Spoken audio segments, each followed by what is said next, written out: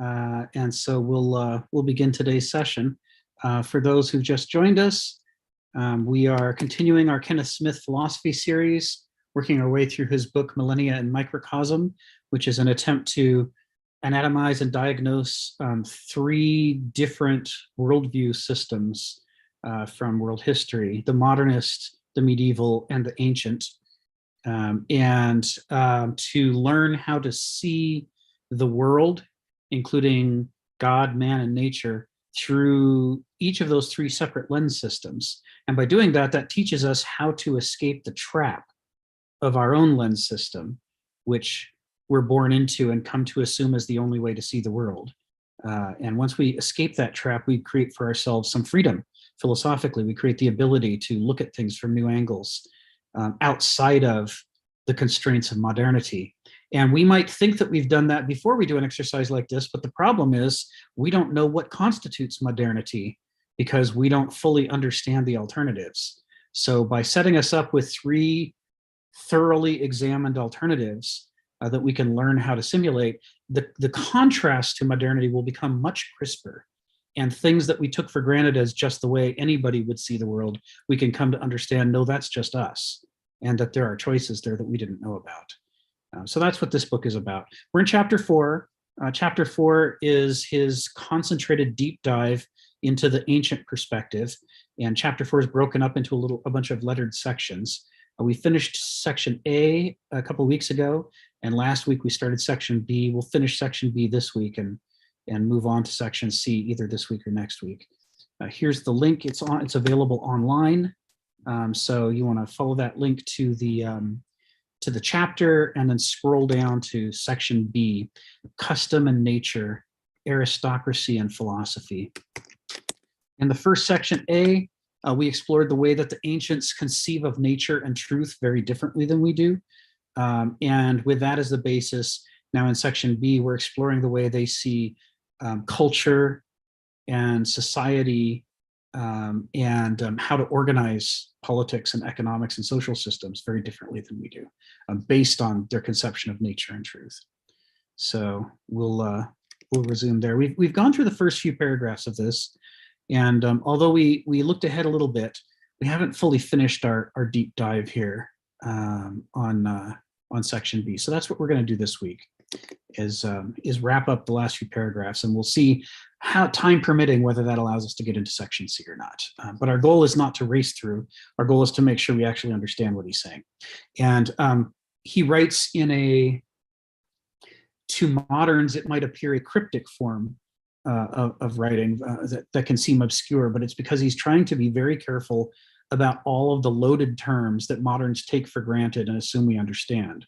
He's trying to make sure we understand that there are different ways to conceive of each of those things. And in fact, what constitutes the modernist worldview is that every philosophically loaded term or concept modernity has an answer for that we don't even know was a choice. In most cases, we think that's the only way to see things. And so he's got to deconstruct the language a bit in order to walk us through this. So let's start with, I guess this will be paragraph 3 of section B. We talked about this some last time, but I'm gonna dig into this again, just so that we have a little bit of a ramp up into the new text. So he says the Greeks came to invent philosophy and science precisely because of their heightened sense of that universally human liability to believe what one already wants to believe. That is to say, the delusional potentiality of thought and culture. So this is talking about the way that we want, there is a human impulse in us to want to believe we're seeing things accurately before we go about testing. In fact, we'd rather not do any testing. We'd rather believe that things are the way they look to us and sound to us and so forth, but also that they're the way we feel about them and that they're the way we think about them. Kenneth Smith here is building off of Hegel's Das Phänomenologie des Geist, the phenomenology of spirit or the mind, where he talks about the three fundamental faculties of the human mind, of Homo sapiens, that we're born into. The Begriff mode of thought, which is an experiential mode of life, in which we sense things very strongly, we feel things very strongly, we remember things. It's a very experiential, immersive mode of intelligence that we're born with, and that from day one we use. Infants have it turned up to 11. And then Hegel discusses the second mental faculty that we develop out of that one, the capacity for which we're born with, which is Verstand. And Verstand is the naive use of noesis. Noesis is the formalizing, schematizing, systematizing, rationalizing, logical form of thought. And as Hegel describes, it works by distancing itself from the live wire of experience, trying to create a separation between stimulus and response, in which we can negate what seems to be obvious to us from Begriff and instead propose alternative theories and models and laws and rules and systems. And the key criticism that Hegel comes up with that we haven't really seen before in Western philosophy is this idea that these two do not represent the sum total of possibilities of human mental faculties. Most people present intellect versus emotion, right brain versus left brain, as though it is a binary opposition. These are the two choices, and you either have to pick one or you have to balance or mediate between them. This is what most people argue. And Hegel says that's wrong. Hegel says we have a third faculty. But just like we had to learn to develop the second faculty out of the first, so too Hegel says we have to learn to develop the third faculty out of the first two. And that we do it for the same reasons, from our discontent with the limitations of the second faculty. We develop the second faculty from our discontent with the infantile experience of raw immersion. It's too painful and it leads to too many problems. So we develop our Verstand. But if we pay attention, if we don't completely sever ourselves from our own gnosis that we're born into, we will notice that our Verstand is also full of problems. Now, instead of getting lost in the parochialism of our feelings and our immediate experiences, we get lost in the parochialism of our theories and ideas and systems. And thus, it becomes really easy for an individual or an entire society to hair off doing crazy things that make perfect sense if you accept all the logical premises, but that make no sense if you actually compare them to the real world, right? This is something that Hannah Arendt writes about in The Origins of Totalitarianism, when she critiques totalitarianism not as a excess of prejudice and rage, which is the standard model that we teach in school and that we reiterate in our news media and our government policies. Hannah Arendt says that's not what she saw. When she saw Eichmann, on trial in Jerusalem, when she studied other Nazis and totalitarians, when she studied the Stalinist gulags and how the purges happened, none of that was driven by sheer emotional lack of control and overabundance of emotion. She says in every case, it was an overabundance of logic. That totalitarian systems impose certain premises and certain conclusions that logically derive from those. And the people in charge of totalitarian societies enforce the logic of those premises rigorously. It is a rationalist schema in which, if you buy the premise that Jews are this and the Romani are this and socialists are that and communists are that, if you buy all the premises, then logic requires you to follow the conclusions, even if they lead you to something horrific like death camps. And Hannah Arendt says, this is where the flaw is. It's not where we say it is. It's not in the anger. It's not in the bigotry. It is in the premises and in the insistence on obeying the logic, even when it flies in the face of reality. This is the hazard of the Verstand mode of thought and of noesis in a nutshell, that it becomes more far-ranging and powerful than Begriff, than naive gnosis, but at the price of becoming disconnected from reality and becoming obsessed with its own logicalness and internal consistency and coherency. There's a direct relationship between the kind of loss of touch of reality that a schizophrenic goes through, where they start to build the boards with all the lines connecting all the dots, saying, I think there's a conspiracy, involves these 47 different events and people, and it's all laid out in a logical schema. And someone who doesn't who doesn't share their delusion can look at the board and go, oh God, somebody's gone off the deep end. But the problem is when you're inside of it, you can't see that that's happening. And most of us do that in the modernist society in a noetic way without ever leaving a big board on the wall that's out of sync with the mental boards that the rest of us have all been taught to accept as normal. So the reason I'm belaboring this is saying this is the purpose of the third faculty of the mind, says Hegel. The purpose of the third faculty of the mind is we don't let the first faculty be our master, but we also don't let the second faculty be our master. And instead we harness both of them, not in a balance, not in a compromise, not in any of the solutions that we would imagine if we think that the mind is binary. If it's trinary, we harness both of them to Vernunft, the third mode of the mind that Hegel describes.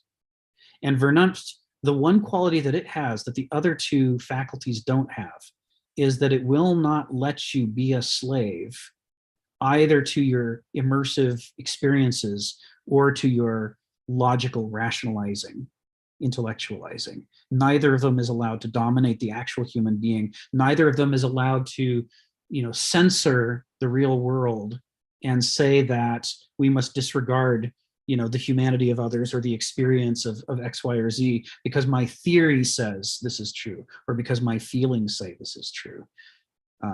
If you are in the mode of Begriff or in the mode of Verstand, this is why I'm bringing all this up. This is all in this first sentence. Then you are subject to delusionality because you have given your allegiance not to what's true, but to what feels good or to what makes sense in the case of noesis and gnosis. In both cases, you are letting something rule you. And when you let it rule you, it becomes an ideology and thus a delusion under the Kierkegaardian definition of it. And that's what he's talking about here. When he says the Greeks understand this, he doesn't mean that they fully understand the nature of Begriff and Verstand and Vernunft. But Hegel did tell us that he developed all of this after reading Heraclitus, especially, but also the rest of the Greeks. He went through what they had to say, and he said, what I see in here is a trinary structure of the mind. And in that trinary structure, only the third mature form of thought helps you to escape delusion. The other two forms of thought encourage you, in fact, drive you into delusion. It is the way that they function. They wouldn't function if they didn't do that. The infant has to be live wire connected to the sensations coming to them in life, or else they won't respond appropriately to pain, to hunger, to fear. They have to be able to feel those things because that's the level they're working on. And the same is true for the intellectual. The intellectual can't develop rationalizing models and schemas unless they commit to them. They have to see a certain kind of reality in these abstractions that an infant can't see. And they have to be able to really try to bring them to life and make them work. And if they don't do that, they aren't really engaging in intellectual activity. They're just sort of dabbling or playing around a little bit. It's when that aha experience happens and you realize E equals MC squared and you write it down on the board and you see how it seems to explain everything and you begin teaching others and they learn it and everybody sort of adds themselves into this growing community that all believe this abstraction is real. That's when you're doing noesis. And that involves giving an allegiance to a model, even if you're trying to correct it with scientific input. So what he's arguing here is something that's interesting. In this opening sentence, he's saying that even though the Greeks never fully explicated all this Hegelian model of the mind, that their mythology gave them their mythology and their tragic literature and lyric literature gave them a sense of it. And the sense was so strong that they were very worried about the potential in human beings to crave delusionality. They may not have fully had the three parts, but they could see that most people long to be lied to and to lie to themselves. They really want to believe what they want to believe. And they want that so much that they're willing to turn away from evidence to the contrary in order to satisfy themselves. And this terrified the Greeks. When they were looking back at their own history and saying, How did the collapse after the Trojan War occur? Why would we even do something like that and destroy our entire civilization and fall into a dark age? What they saw was that all these heroic figures nevertheless shared this same potential, this longing to believe what they wanted to believe. And that led them into tragedy after tragedy after tragedy, which the Greeks then turned into their literature and their religion. So I'll pause here. This is just the first sentence, but I'm trying to unpack it a little bit so that you can see what Kenneth is thinking about when he's writing these sentences. And the clues to this are in some of these terms, like delusion. What does delusion mean to Kenneth Smith, right? Kierkegaard is going to be summoned in there. Hegel's going to be summoned in there. Heraclitus is going to be summoned in. There are all these connections that Kenneth is bringing to bear when he's reading. So all I'm trying to do is explicate it for you guys so you can see what Kenneth is saying. Phil and then Stephen. Go ahead, Phil.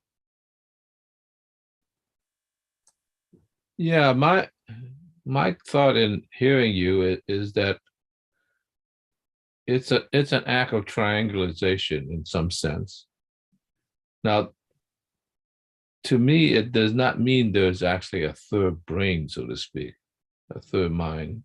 Okay, what to me it probably means is that there's still these two minds, one through sensing and feeling, the other one through thinking, but they're both types of thinking. And it seems to me that the third kind is really about the intercommunication between the two kinds, which is the interaction between them, which allows it to weigh and balance. I've often used the word equivocate, but to sort of blend together in a degree of compromise that sort of see what is good in one aspect versus another aspect. But what this means to me, if that's true, it's about this. And we know that there's a cross-brain processing. We know that different regions, okay? So the Greeks didn't know that, but we now know that. And if that's the case, then it's a process. It's not a thing, it's a process that evolves and is dynamic. So is actually sensing. The thinking and sensing is a process, and the thinking and thinking is a process. Right. So this whole thing is a process-oriented structure that, in a sense, how could I put it? The brain might be a kind of the hardware, if you want. I mean, this is a bad metaphor, but I'll use it as the hardware in which the software is interacting within itself and to produce a triangulation of the third. I mean, it just seems very interesting. There's so much of history. I mean, I guess since the Middle Ages, is about this triangulation of things, right? Yes. And even though they didn't know what they're talking about, in one sense, it was put in the realm of myth, an abstraction. But nonetheless, it's really an early stage of understanding this in some sense, right? So that's all I want to say. The key thing is there's not a third brain. Right. It's all about the process of triangulation. Exactly. Exactly. Thank you, Phil. So, part of what we see there is, modernity is because we are so ultra Apollonian, we're so focused on noesis. That's what we're taught in school. That's what our news media and entertainment media and politics and economics and everything all agree and point us in the direction of being extremely left-brained, as kind of the metaphor. But of course, when you say that the third mental faculty doesn't correspond to a third brain, but to the interactions involved. Part of what you're alluding to is a broader conclusion we can draw as well, which is that it is also the case that the terms left brain and right brain themselves, although perhaps handy as a metaphor, are not actually literally true. They're not exactly what we're talking about here. This schema of Begriff versus Verstand, which Hegel clearly identifies as an opposition, as the two are radically incompatible modes of experiencing life. They don't exactly map onto the right brain and the left brain. And it's not to say that one can't noetically cram them into that metaphor. In fact, we usually do. But when we do that cramming, we also distort them. It's a Procrustean bed activity when we insist on trying to equate the model we already have with the model that Hegel is trying to provide us. There is a way in which there's a triviality to equating the experiential life to the right brain and the analytical life to the left brain that really satisfies a modern. The moderns want verbs and nouns to line up. They want everything to have a place and everything to be in its place so that it can be tidy and organized, and then it can be numbered and identified and cataloged, and we can start making logical syllogisms and laws, and it's like assign a cash value to it. We want everything to come out to nice clean numbers, and the idea that all three of these mental faculties are less about a location within the brain and that they are more about modes of communication, and how we relate the different components of our mental life together. And that as a result, there isn't a map with an X that says X marks the spot where Begriff lives and Y marks the spot where Verstand lives. That's something we don't particularly like. It doesn't please us. But when we look at living systems, what you say about Vernunft, the third mode, you can see how it likely applies to Verstand and Begriff as well. All three of these have to do with the relationships and the processes within the mind rather than anatomical locations. And one of the key examples is the maze-solving slime mold, which doesn't have a neuron to be found anywhere. And yet, we can see it learning about its environment and responding. Its behavior changes in response to the environment it finds itself in. This is that term that Nora Bateson coined in the essay that I just linked to called somathesy, where somathesy is the quality by which things are alive because they are in a learning relationship with their environment, which creates iterative feedback loops. They can sense what's going on, they can draw their conclusions about what they want to do, they can engage in behavior, but then they can sense the results of that behavior, which might not be what they thought it would be or expected it to be, or even if they don't have a nerve cell, what they were trying to do. And as a result, they can change their behavior and sense again. And so this feedback loop is capable of doing powerful problem solving without a brain to be found anywhere.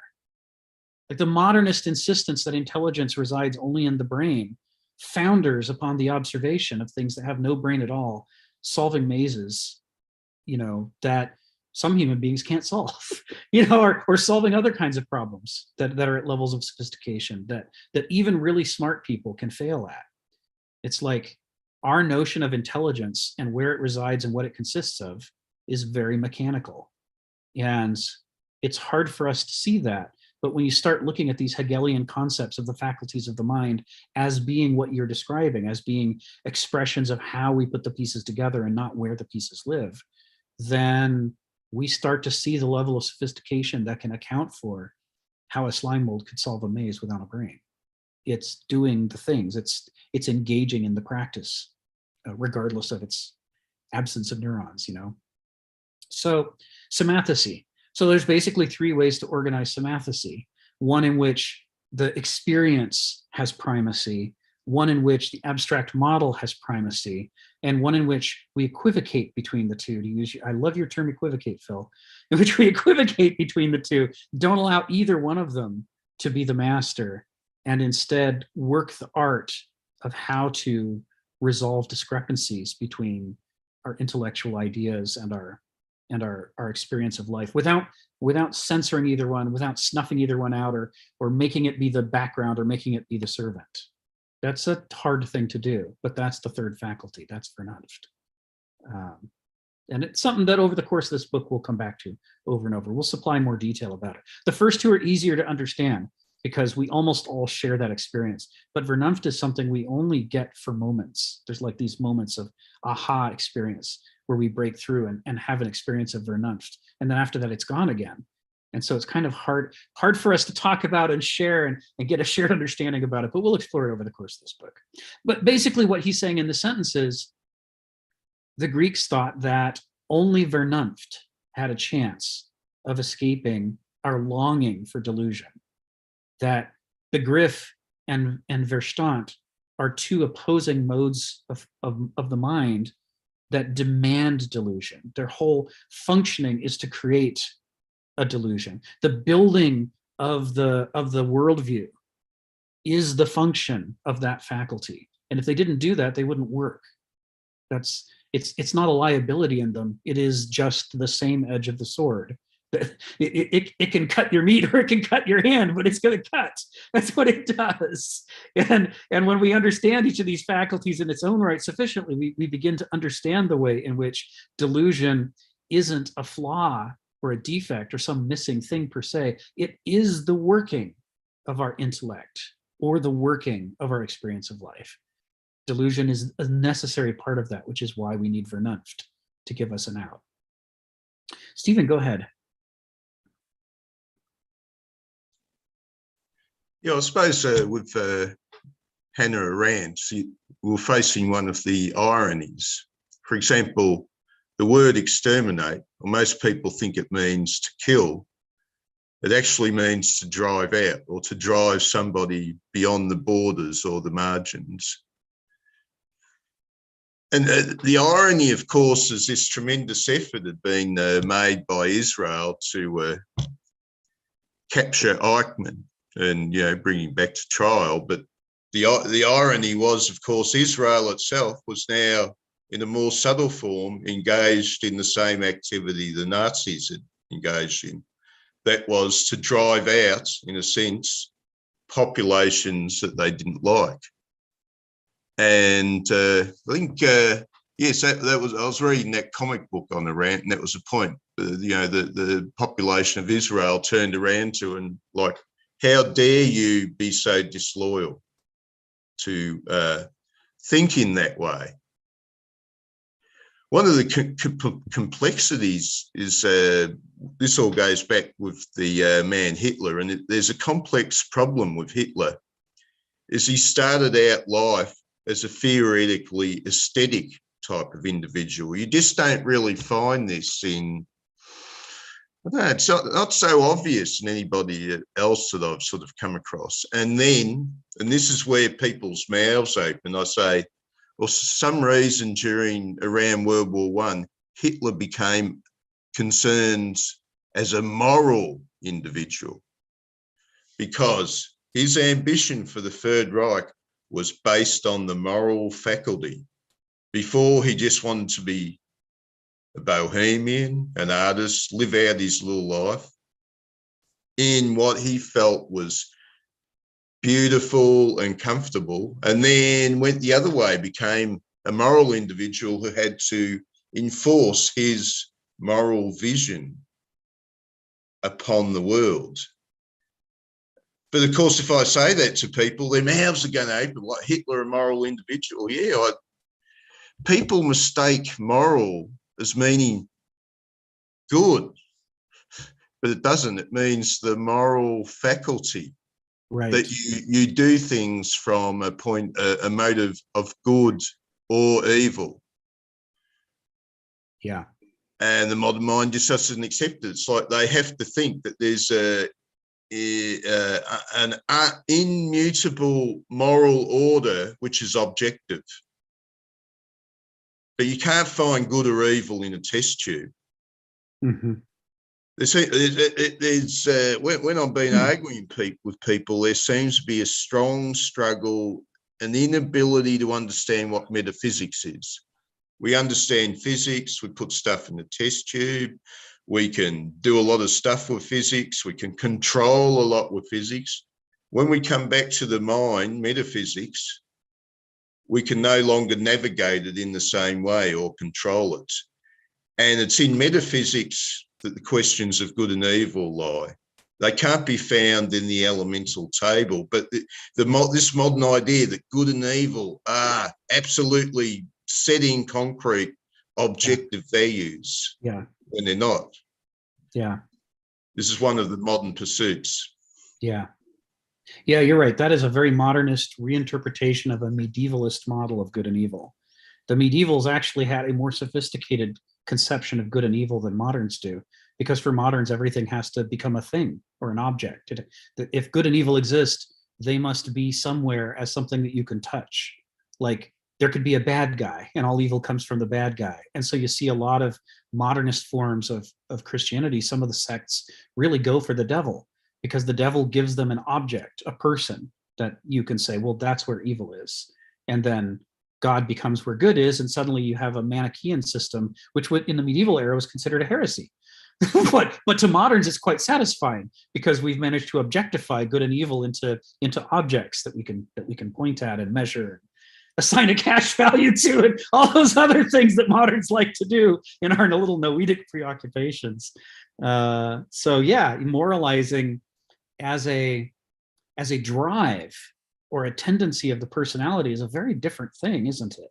You're right, that regardless of whether Hitler did good or bad, the point where he stops being an artist and starts thinking that he needs to prescribe for his society in order to get them to comply with his conception of morality is a point at which he becomes, like you say, a moral person. It's just not necessarily a good person. Like Torquemada was a very moral person, responsible for the torture of enormous numbers of people to try to save their immortal souls. He thought he was doing a good thing and he was determined to do it, whether it was welcome or not. But anybody who tries to understand Torquemada as just a crazy person or a madman completely fails to understand Torquemada. He was a moral person. He was accepting his premises and carrying them out in that totalitarian fashion that Hannah Arendt writes about. And people who become trapped by their logic and their premises can do terrible things in the name of logic. And moderns don't like this assessment of why people do terrible things, because for us, we've decided to scapegoat the Begriff mindset and to canonize the Verstand mindset. We think that with enough education and logic, we will solve all the world's problems, and that all those world's problems are caused by emotionalism. We have this quasi-Vulcan, pseudo-Vulcan model of human beings, which just doesn't fit the actual animal, right? The modernist conception of the human animal is like a simplified cartoon version of Kant's model of reason. And that was what Hegel was critiquing when he said, Kant sufficiently explains what an idealized intellectual might look like, but fails to explain where any of them come from and what their mind is like before they become these perfect intellectuals. What is the organism and the development of intellect, says Hegel. And that's what's feeding into this paragraph right here. So I'm glad you brought all that up. Of course, you got the other irony with the British. Very, very soon after World War II, they're engaged in very heavy action with the Mau Mau rebellion. So on one hand, they're saying all those values connected with the Nazis in World War II, and yet on the other hand, they're acting a bit like them very soon afterwards. Yeah. Go ahead. Yeah, I was going to say what worries me is what I see in the news today, that if I was to look at articles from 50 years ago, it was much more common to see objectivity in issues like this. But today, the news articles seem to be written by primary school kids. Like for at the moment, all Russians have horns and tails, and all Ukrainians have angels' wings. I'm trying to figure out how can this be when they're both temperamentally very close relatives. Yeah, our infotainment industry is not too concerned with what's real, but has to be concerned with what sells newspapers and attracts readers and viewers. And they find that simple cartoon versions of reality work the best.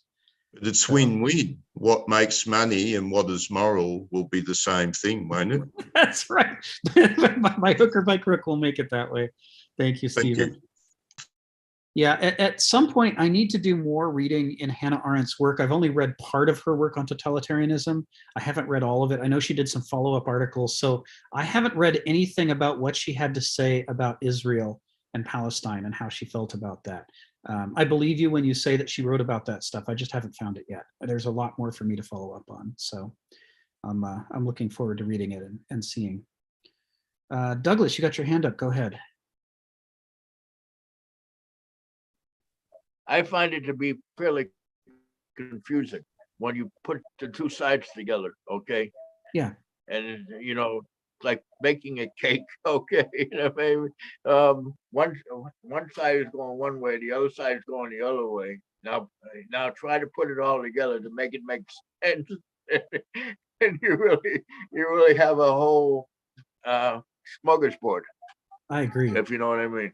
I agree completely. Yeah, and that's what Hegel and Smith both say about this. You know, that Hegel makes the point that noesis and gnosis are radically incompatible modes of the mind. That noesis develops through negation as a rejection of the gnosic experience of life.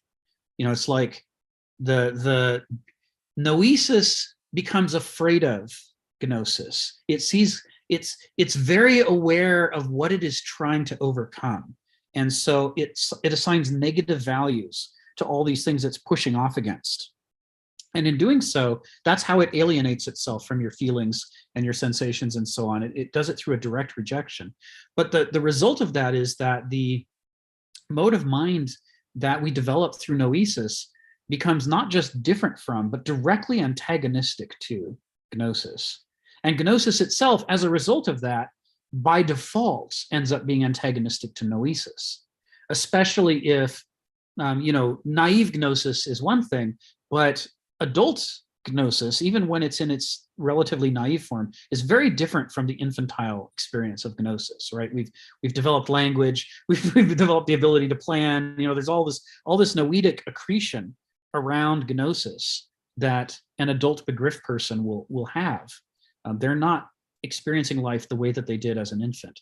And in order to remain in gnosis, especially in the modernist epoch, which says that which scapegoats gnosis for all of the world's problems and says everybody should be noetic, the only way you avoid following the path to noesis is by developing a value system that rejects it.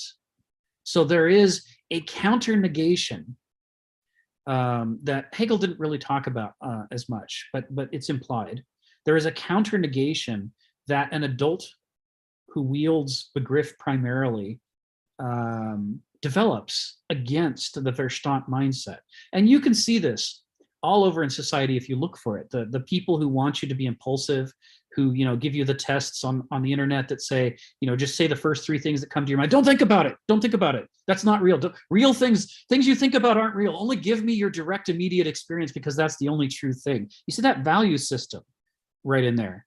Also, live as though each day is your last day. That is prime time gnosis level value system, because it's saying planning is bad, thinking ahead is bad, trying to, sacrificing today so that tomorrow isn't a disaster is bad. You should just live each day, spend all your money, quit your job. And then when you find yourself broke and homeless tomorrow, there's no connection. I didn't cause that. That's just, who knows where that came from. It's just planning ahead is evil. Don't do it. So there is a way in which, gnosis, the naive form of gnosis, the begriff mindset, what Kenneth Smith calls the dualic mindset inspired by the Greeks, it too rejects the banausic form of mind that develops out of Verstand and noesis. They reject each other. So this is why what Hegel says is the radical incompatibilities between these two modes of the mind, they're not accidents, right? It's why he hates thesis, antithesis, synthesis. He says these aren't just some things that you found somewhere in your drawer of concepts and you chose to set them up in opposition so that you could develop a synthesis. That's like a Kantian intellectual exercise to please yourself. He says the things about these things is that they developed organically, like the life cycle of an organism, out of each other. They separated from each other in the same way that during cell division, the split halves of the DNA separate from each other and become the basis for the genes of the two daughter cells. This is the organism in action. They are incompatible because that's their function. But what that means is that Vernunft is very difficult. right? Vernunft does not come naturally to us. Many people never develop Vernunft. And one of the reasons that they don't develop it is that it's not fun to develop. It's hard work. It's a matter that cannot be resolved either strictly according to what pleases you emotionally or to what pleases your logic. It's neither strictly rational nor strictly emotive. And as a result, it's what the Greeks and Kenneth Smith call a matter of taste. Taste. He says that word taste is really important. And it's a word that the value of which and the importance of which we belittle in the modern epoch. We're very, visually oriented, things that you can see, especially if you can put them in spreadsheets, we like. But taste is one of those, it's one of those senses that we sort of, we lower that down to the level of the animal, right? It's there with smelling, which is another emotion we don't care for, because it seems stinky to us. We have a distaste for taste. But he says the thing about taste, sapos, is that there's a whole system of meaning the Greeks developed out of the term taste, and that meaning includes the name Sisyphus. Sisyphus, who for all eternity in the afterlife has to push a boulder up a hill. And we think it's a punishment because we're moderns. We think hard work would be bad. Why would you want to do hard work?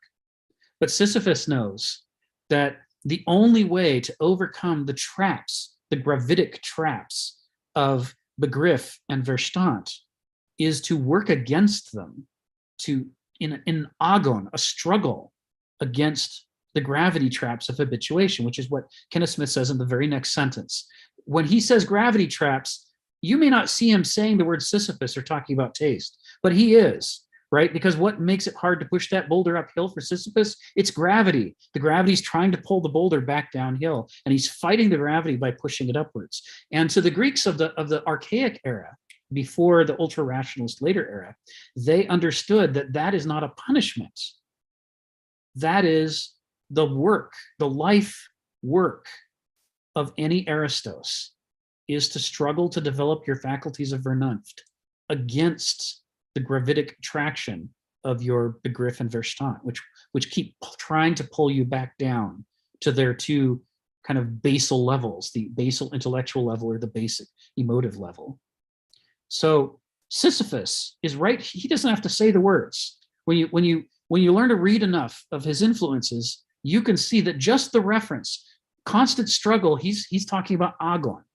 Gravity traps, he's talking about Sisyphus's boulder. He's therefore talking about the eristic duty to struggle against your own natural impulses towards delusion in order to overcome them, to reconcile the conflicting information that you get from your naive gnosis and your naive noesis. And you can't reconcile them either by using noesis or by using gnosis, right? Because each of them excludes the other. They will want you to reconcile it by suppressing the other one. I'm the true source of information. Don't believe those icky feelings, right? They're going to get you into trouble. Or the other way around. Don't believe all that planning ahead and schematizing, because I'm giving you the real juice of life, the real experience. And don't let yourself be seduced by all of your theories, the great, beautiful land of theory where all your theories work out correctly, even though they disregard reality. Right? Each of them has a critique of the other, but it doesn't understand itself. So like Douglas is saying, this is the challenge. The development of Vernunft is not a comfortable process. It's a struggling, agonistic process. And it's a process, he says, Sisyphus has to push the boulder up the hill for all eternity, right? This struggle never ends. The moment you stop with the struggle is the moment that you slip back into the other two habits of the mind. Because the other two habits of the mind feel good. They feel natural. They feel seductive. They are the siren song that is always, always, always calling you to return back to the simpler ways of life and to just stop worrying about all of these Vernunft things. That's just, that's, if it were true, it wouldn't be so hard, says Begriff and Verstand. They both say, we will make your life easier for you. So, and when we listen, anybody could slip back to that in any moment. The Greeks were well aware of it. When it says here, universally human liability. Universally the human liability. He means even the aristoi, if they don't watch themselves, will want to slip back to being a doulos or a benausos, because it comes so easily to Homo sapiens. You have to, and he writes about this in other places, to become an aristos, you have to radically develop not only your sense of taste for how to modulate and equivocate between the other two basal modes of the mind, you also have to develop a distaste, a contempt for your own longing for the dualic mindset and your own longing for the benausic mindset. Because if you pretend that you don't have that longing, you'll probably just slip right back into them. It's so easy to do. You have to always be aware. It's like eating poop. You know, don't do it. It doesn't matter if it's all decorated with wonderful spices and smells great. It's not good for you. Don't do it. Stay away from it. You know, we develop that distaste when we shift from infancy to childhood, and that distaste serves us very well to keep us away from certain things we should never do. And so an aristos has to be working not only on an intellectual level, but on a basal emotional level to try to shore up their defenses against backsliding, because it's what they're wired to want to do. Ayala, go ahead. You got your hand up. Come off mute. Yeah, just a few comments, Yes, Rick. First, since you mentioned Sisyphus, that's a very interesting new interpretation to me. I've heard a lot of others. But it brings me to a very hopeless conclusion. Yes. Because gravity is always will be stronger than Sisyphus and the boulder. Since the Greeks were about determinism, we can see it as even the will to step out of one's limitations is predetermined, is in our genetics. He can't help but feel and strive that way, which will fail him and fail all of us humans to get out of our own subjectivity eventually, as hard as we try. Now, a little critique, very, very short. First, the number 3 is a very wishful kindness system. It's very easy to digest for humans. We like Trinity, it's very symbolic, but actually the process of thinking or trying to learn or to seek the truth is so complex, and as a Heraclitean, also so dynamic that you can put a finger on it. There is a multiplicity of different cognitive faculties and functions, not just those 3, but basically humans have made modernity, have made it, made some progress in mastering factual information. But here what it is really failed, not just stuck, but failed, is the fact that how can we use it and should we use it? Now, those are qualitative. Those are values, and here we get to the idea of judgment as a rational process and judgment as a moral process. Now, you talked about, somebody here talked about morality. I think it was Donald. That was Stephen. Oh, Stephen, okay. And then you. Morality is basically, the definition is the distinction between right and wrong. Now, this also is a concept that's full of landmines. The relativity of whether to do something whether to, first of all, the relativity of right and wrong, just intra-cultures, it's contextual, it's interpersonal. What is the standard of right and wrong? And even that differs. But then, even if we agree what is right and wrong, let's say we go with Peter Singer, that suffering, inflicting suffering other than in self-defense is wrong, and so forth. Even that can be interpreted contextually differently, and how much suffering to one will make it better for another. Yes. So it's a real landmine. Yes. And what Hannah Arendt would, I don't know what she said about the Palestinians. I didn't read it either. But my hunch is, first of all, she's a persona non grata in Israel, since she belittled the individual blame on Eichmann. But she probably would go to the banality of evil, to the idea of a machine.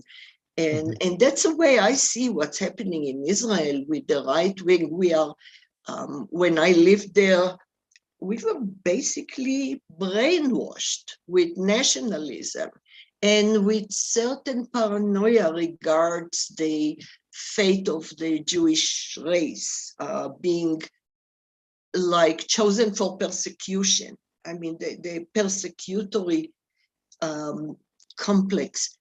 And I'm privileged to have, I left 51 years ago and exposed to very, very different perspectives, not on that, and you can see it very differently. So Hannah Arendt probably would have seen how the Israelis, now not all of them again, there are some wonderful leftists, but they are the traitors, right?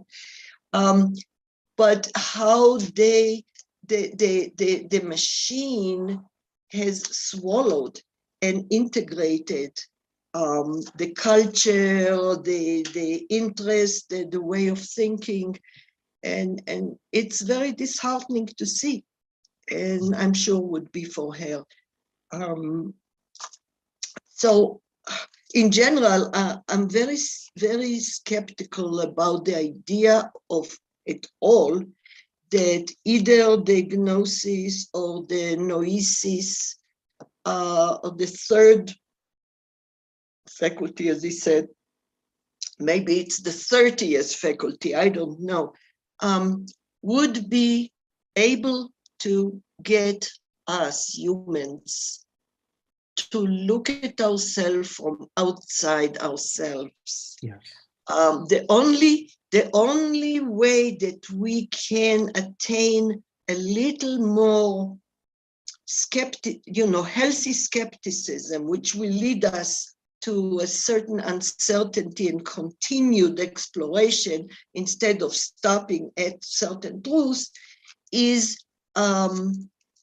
exposing ourselves to as many perspective and imagination and what we call delusions, because imagination can include delusions, and scan through them and explore them as a reference point.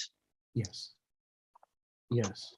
Yeah, I agree with you. And I think Kenneth Smith would too. When Hegel talks about Vernunft, the third faculty of the mind, I don't think he literally means there's only one more and that it's the solution to all our problems. Because the thing, especially when you compare it to the heuristic struggle that the Greeks talk about, that Kenneth Smith spends a lot of time describing for us through metaphor and explicitly as well. What you see about this third faculty is that it rejects the certainty of the first two faculties. The fundamental thing that makes it different is that it refuses to claim access to the truth the way that the first two faculties give you access. What the third faculty claims to give you is an awareness of how difficult it is to get access to the truth, and how everything that we think about the world, instead of being true because it pleases us emotionally or pleases us intellectually, is almost certainly at least partially false. And that we have a lifelong duty to keep working over and over and over the things that we believe, looking for their flaws, looking for how to do better in the future than we did in the past. So it's more like a gateway to an adult mode of mind than it is a destination or a finish line or a single thing. And you know, so I agree with your critique about that. And I think that actually goes well with what Phil was talking about equivocation, and about, you know, the goal being not to arrive at a thing or a place or a part of the brain, but instead it has to do with complex relationships between how we organize our understanding of the world. And if Nora Bateson is right, then it also involves not just what's going on in here, but what's going on out here, and the relationship between the two. And in fact, this is where I think Hegel and Kierkegaard and Smith and others would say the real key to understanding the third faculty as a instead of a circle that has boundaries, but more as a dotted circle that sort of is a gateway into all of the other things that an adult mind should do. The key to understanding it is understanding that it is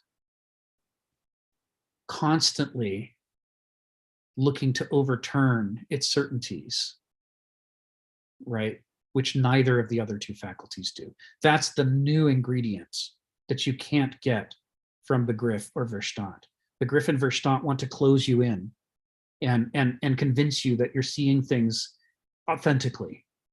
But getting past those two involves breaking the envelope. In fact, coming never to trust the envelope, coming to see the envelope as a problem, and coming to see that the world is full of truths, only some of which we're ever going to have access to, and even that only partially and incompletely. And so it stops being about a destination, starts becoming about a lifelong journey. You also mentioned the idea, which I also agree with, that you know, the other thing to watch out for is the idea that Vernunft is going to give us the answers as an individual that will then possess the truth. And part of why that's important is that a doulos as an individual believes they have the truth, right? From their experience. And a benausos as an individual believes they have the truth, you know, as an individual. But an aristos, someone who is committed to trying to overcome those modes, who wants to develop their Vernunft, part of what they come to understand is not only don't they as an individual have the truth, but that the pursuit of the truth is not merely an individual activity. The belief in radical individualism, that one person is enough to know what's true, that just by itself is enough to make clear that somebody is either a doulos or a benausos, because no Aristos could possibly believe that. Aristoi understand that you don't have a good grasp on the truth. And so one of the things Kenneth Smith talks about is this idea that you can't develop any sustainable line of Aristoi unless your whole culture is helping you do it. It's so hard that as an individual, you're mostly going to fail at it. But even when you succeed, you're only going to get aspectival glancing access to the truth. And so you need other people coming at it from other angles, working the same problem. And you need to be able to talk to each other and have a culture where it's okay to do that, so that you can compare your different perspectives and start to triangulate on, you know, what the larger truth might be that we each sort of imperfectly have access to. He says part of, you know, what Kenneth Smith argues is that part of what made Athens really interesting is that they were so committed to the agonistic developments of eristic personality that they built, they oriented their arts, their economy, their politics, their social system, their religion, everything they could, they oriented to try to reinforce people who were trying to engage in that struggle, to help them engage in that struggle, to help them find and talk to each other, to help them document what they'd found, and to document in a way that always kept them understanding that these are merely human products. So this cannot possibly be the divine truth coming out of somebody's mouth, right? That nobody has the right to arrogate for themselves the claim to speak for nature or the gods. because that all by itself proves you're not an Aristos. You must be a doulos or banausos. Only a doulos or a banausos would claim that they have access to absolute truth.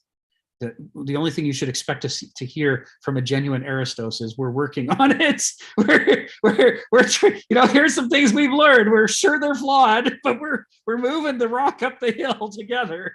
And we're hoping that, when we die, we'll have left the rock somewhere more interesting for the next group of rock pushers to handle. That it is an activity that has to be done together, and you need a culture to help you do it. And so this is why you will see a lot of critique from Kenneth Smith of modernity, specifically on this point, that everything, in the same way that Athens tried to orient everything towards sustaining and supporting an eristic culture that would cultivate Vernunft for the good of everybody, what we find in modernity is the exact opposite. Everything becomes a lowest common denominator, zero-sum game of, I can only have if I take from you. There is a turning everything into an artificial struggle in which the values of things are stripped down to abstracta, like money, but not just money. Any abstracta will do. We just love abstracta because then we can reason about them and put them in spreadsheets and make our theories about them. And anything that doesn't fit that mechanistic, part-oriented model, we suppress as probably not true or merely subjective, or fodder for your hobbies, but keep it out of our politics. The adults in the room, want to crunch this spreadsheet. If you want to talk about things like whether it's nice or wrong, you should get out of here and go join a club somewhere. We don't have time for that. This is the modernist perspective. Get your subjectivity out of my objective, mechanical, mathematical systems of governance. And so the result, he says, is a characterological genocide that more than any of the other two epochs, more even than medievalism, which we constantly scapegoat as burning heretics, modernity has found a way to minimize the number of Aristoi. And the only Aristoi that we might have developed, end up homeless or in asylums or, otherwise totally marginalized and mentally ill and ineffectual, subject to addictions and so forth, because there's no place for them in the modern world. If you have a drive for justice and truth and compassion and the other virtues, if you are just itching to overthrow, orthodoxies and try to get at the truth, you will find all of the instruments of society are arrayed against you. And we have jails and mental asylums and other places to put you to get you out of the way of the adults in the room who are busy trying to make some money. There's Aristoi are stamped out. And as a result, we have almost perfected, or at least we had by our peak, almost perfected a kind of anti-Athens, what Kenneth Smith calls an anti-culture with anti-values, in which everything becomes an inversion, in some sense a tragic inversion, but in other sense a kind of dystopian inversion of everything that the ancients fought for. This will come up a lot later in this book when he does his critique of modernity, but it goes hand in hand with what you're saying, Ayala. As moderns, we are taught that only the individual is real, only the object is real, the thing is real, and that relationships aren't real, semathesy isn't real, values aren't real, anything that you can't directly touch isn't real. And as a result, anybody who might have an heuristic impulse starts out aiming the wrong direction and trying to do the wrong things. Because if at all they want to develop a philosophical mindset, they think that's an individual pursuit. And they don't understand how it is simultaneously an individual responsibility, but one that requires cultural support in order to provisionally succeed at.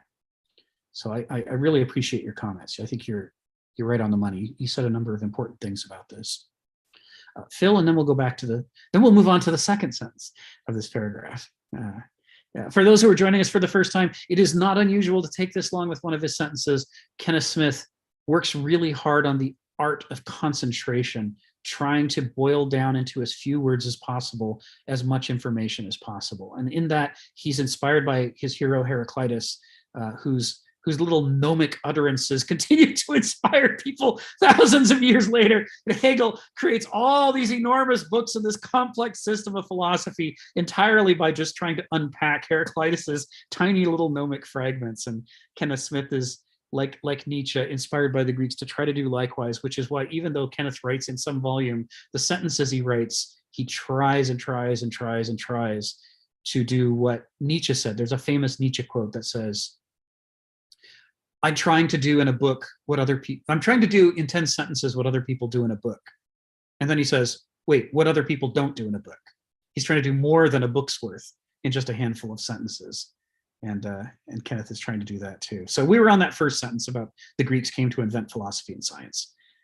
That's the one that we've spent an hour now unpacking. And the only reason we were able to unpack it that quickly is that we've been doing this for 2 years. So we have a lot of shared understanding that allows us to kind of understand what he's bringing to bear here. Phil, go ahead. You got your hand up. Yeah, I've always liked Camus' The Myth of the Sisyphus. And I like your interpretation about the gravity, resisting the gravity. The bit of revisal I would make to that gravity is the gravity of culture solidifying itself. That's the gravity we're fighting, not the gravity of nature.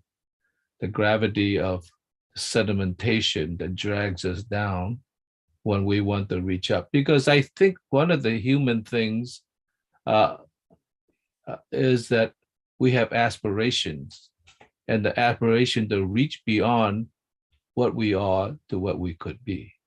And I think that's a very, very important motivation that allow us to journey. Now, I myself is not so optimistic. I think of myself as that existence is tragic and timeless. But nonetheless, we still have aspirations to go beyond that, to push beyond that.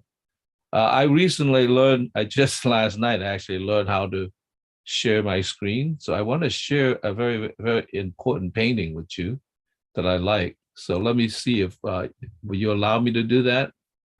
Let me see if I could do it. All right. Post, disable. Okay, I guess you're not allowing me to do that. Let me try that again. I don't see an option for me to give you that ability, so I think David might have an ability I don't have here to give it to you. Well, it doesn't matter, but it's important. But I'll go without it. You know, Victor Hugo, we all know him as a writer, but he was also a very good artist. And one of his paintings, I mean, it's not a very important painting in one sense, but I think it encapsulates the 19th century spirit so well. It's just a hand reaching through a kind of misty cloud, reaching on, okay? And so that's the spirit of reaching to the potential. It doesn't, there's not like an object at the end in which he's going to reach for.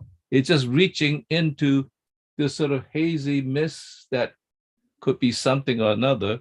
And I think that actually encapsulates the movement of spirit in the 19th century. Now that could be set slightly in the romantic sense, so maybe we could criticize that. But nonetheless, I think it's important. And I think that is actually talking about our being as one who tried to reach into the unknown to uncover what we could be than what we already are. And I think that's important.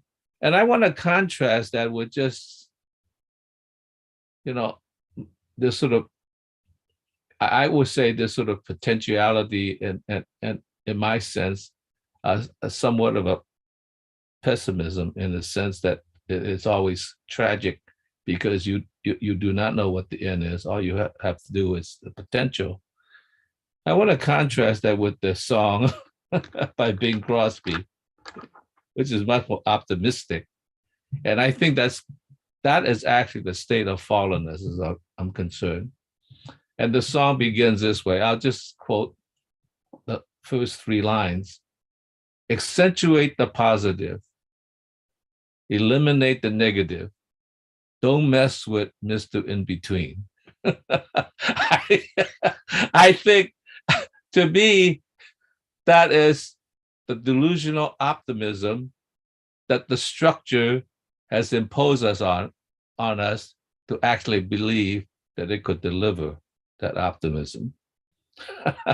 I mean, I think it's an interesting song. I don't totally slam it, but I think it's certainly preparing your psychology to actually, no matter what happens, just accentuate the positive, eliminate any of the negative, and don't even mess with Mr. In Between.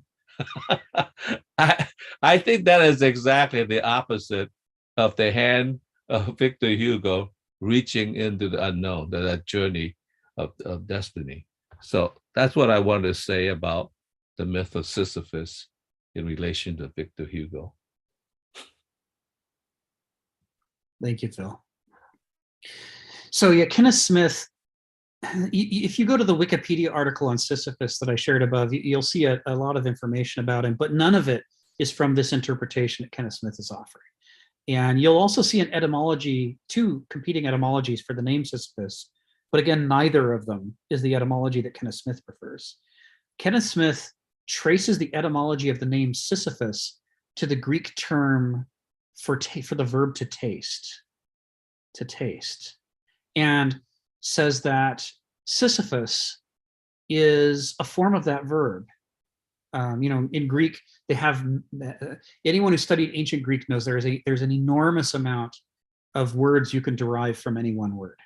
Just a huge constellation of words, especially verbs. You could just make a whole landslide of words from it. In English, you can do that to some extent, a very limited extent, but in Greek, you could do it to an enormous extent and systematically, in which the very precise meanings derive out in a gigantic tree of derived. And he says Sisyphus is formed from the verb to taste, and it means he who has the keenest sense of taste. He who has the keenest sense of taste is the name Sisyphus. And the Greeks built their mythology on purpose, right? I mean, they inherited a bunch of it, but then they cultivated it to try to illustrate lessons, philosophical lessons. And that they picked up on the myth of Sisyphus and turned it into this striver whose hand reaches towards the heavens, who's not content with being stuck in either of the modes that we're born into. And so that's kind of the back, what's underscoring this. Ginny, go ahead. You got your hand up. Go ahead and come off mute. I wanted to sing that song that Phil was talking about. You've got to accentuate the positive, eliminate the negative. I used to sing that song many times. It's a fun song. Nice. Thank you, Ginny.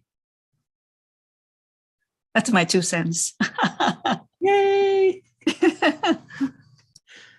Well, I shared a link to it there to YouTube video of Bing Crosby and the Andrews Sisters singing it, so other people can hear it too. And now we all know what Phil's talking about. So let's move on to the next sentence then. So some of this, especially in the first clause, we've already covered so far today. About the Greeks, that they expected a life of constant struggle against the gravity traps of habituation, right? So you've all heard the saying about habits begin as mere filaments, but end up becoming chains or shackles. And, all this stuff that we're talking about the habits of the mind, when Hegel says what is familiar is for that very reason not recognized for what it truly is, that's related to this issue with habits becoming traps. And that's what we're talking about here. And so when we talk about the heuristic struggle, the philosophical struggle to not just slip back into our basal modes, that's all of that's captured in here. He's thinking about all that when he writes this. The second half of that sentence goes, that is what philosophy provided. Ooh, we have a definition of philosophy, but it is a normative definition of philosophy that we have here, right? Kenneth Smith is not one of those comfortable Noetic philosophers who's going to lay out some value eradicated sterile facts or systems for you to entertain your Noetic brain without putting any obligations upon you. He's more of a Nietzschean mode, a Greek mode, in which his philosophy is going to make demands upon you. And worse, it's not going to tell you what to do. It's just going to make you uncomfortable with your current status quo and say, so get to work. And if you try to slip into a delusional or ideological mind and say, well, tell me what to do, he's going to say, no, I'm not going to tell you what to do. I'm only going to point out how what you're doing now is just not cutting it. So, rise to the occasion, cultivate yourself, work together and do better than you've done. So that's part of what he's got here when he says, this is what philosophy provided. He's saying, I'm defining philosophy, and I know I'm defining it in a way that moderns would hate, would loathe, would consider evil, because it's got that icky, nasty, subjective stuff that in modernity, we in philosophy departments, we teach people to hold in contempt. But he says what we're holding in contempt is all the juices of life that used to make philosophy actually be philosophy. What it is now is mere academicism, where we just sort of intellectually play with ideas and study the history of who's played with ideas and get our PhD and then lecture other people on the history of ideas. And in none of it do we challenge the status quo or our own preconceptions about the world in any fundamental way, right? He's saying that's the purpose of philosophy, is to provide that challenge and drive us to struggle and help us to identify some of the traps of the mind, such as Noetic academicism, so that we will know not to do that, so that we will understand the liabilities of those approaches and will strive for something better, like the hand reaching out to the heavens. That is what philosophy provided, a relentless ethos. But before I go on, ethos anthropoi daimon, this is Heraclitus. He's talking about here. He's talking about character is fate. He's saying that philosophy helps you cultivate your character into a better form that won't drive you into so many dead ends and traps, right? He can't say the word ethos. I promise you, Kenneth can't say the word ethos without thinking of that Heraclitus issue about free will and determinism and the duty to cultivate your character. And of course, for me, every time I hear about character, I always think of Martin Luther King Jr. in his I Have a Dream speech, when the first half of the sentence that everybody quotes says, I dream of a world in which my little children won't be judged for the color of their skin. And everybody stops there. But King goes on and says, but by the content of their character. Martin Luther King Jr. had some really deep education in philosophy and theology, and he understood this issue that you have to cultivate your character and you have to judge people. You have to use taste and discrimination to judge people by the content of their character, not by stupid things like their skin color or what sex they are or whether they're gay. All of that stuff was irrelevant. He wanted you to evaluate the things that matter in people, which is, who are they essentially, right? That's why he would write critiques, like this letter from the Birmingham jail, in which he critiques liberals for their complacency. While he and his fellow marchers are being beaten up and having attack dogs sent at them, there's all these people who aren't participating who are judging him for causing trouble, right? And he's judging them back, but he's judging them for the content of their character, saying that in a time of struggle, when people's lives are at stake, you're just sitting there in your armchair, pretending to be above it all, including above us, when what you should be is out there helping your brothers and sisters to not have to suffer, right? He's judging them by the content of their character. When he says that line in I Have a Dream, it's not just rhetoric. It's not just something to fill out the space and make people admire him. He has a core point, which is that one of the worst parts of racism is that you miss who the person actually is. You're distracted by surfaces, saying somebody with the right surface is good and somebody with the wrong surface is bad. He's saying that's all a distraction, right? He's a theist. He believes that God sees into people's hearts and who they truly are, and that whether you go to heaven or hell has nothing to do with the color of your skin. It has everything to do with the content of your character, with who you actually are. And he says, if we're going to try to have grace in our own lives, in addition to forgiveness, we have to be able to look at people and see who they really are. So I always see this. Whenever I see Kenneth Smith talk about ethos, I know he's talking about Heraclitus. I know he's talking about character's fate and the need to cultivate your character. And whenever I think that, I always think about Martin Luther King Jr. and I Have a Dream and his deeper points about, the duties, the obligations upon human beings to deal justly with one another based on their actual character and not on all these surface distractions. All of this and a lot more is bound up. That is to say, this goes with the first half of the sentence, which is Kenneth Smith believes real philosophy is not something that you can just look at to pass the time and entertain yourself and not have to change your mind about anything. He says, whatever that is, it isn't philosophy. It's not philosophy unless it's so full of normative, subjective juice that it gets under your skin and makes you want to change and act.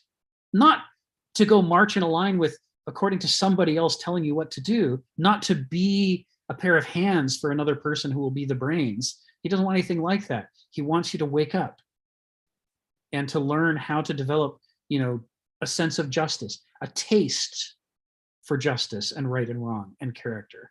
All this taste stuff and Sisyphus stuff and Aristoi and Vernunft, all of this is tied up in the use of this language. This language is all heavily loaded when Kenneth Smith is thinking it and when he writes it down. And therefore, when we read it, we have to be able to read that load if we're going to understand what he's saying. So he says, that is what philosophy provided to the Greeks.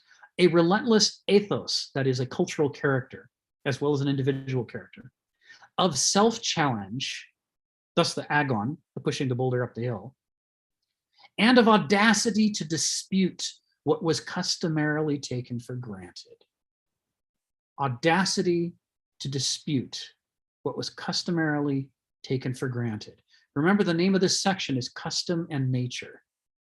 What society tells you to do, the Greeks, especially the Athenians, expect you to dispute.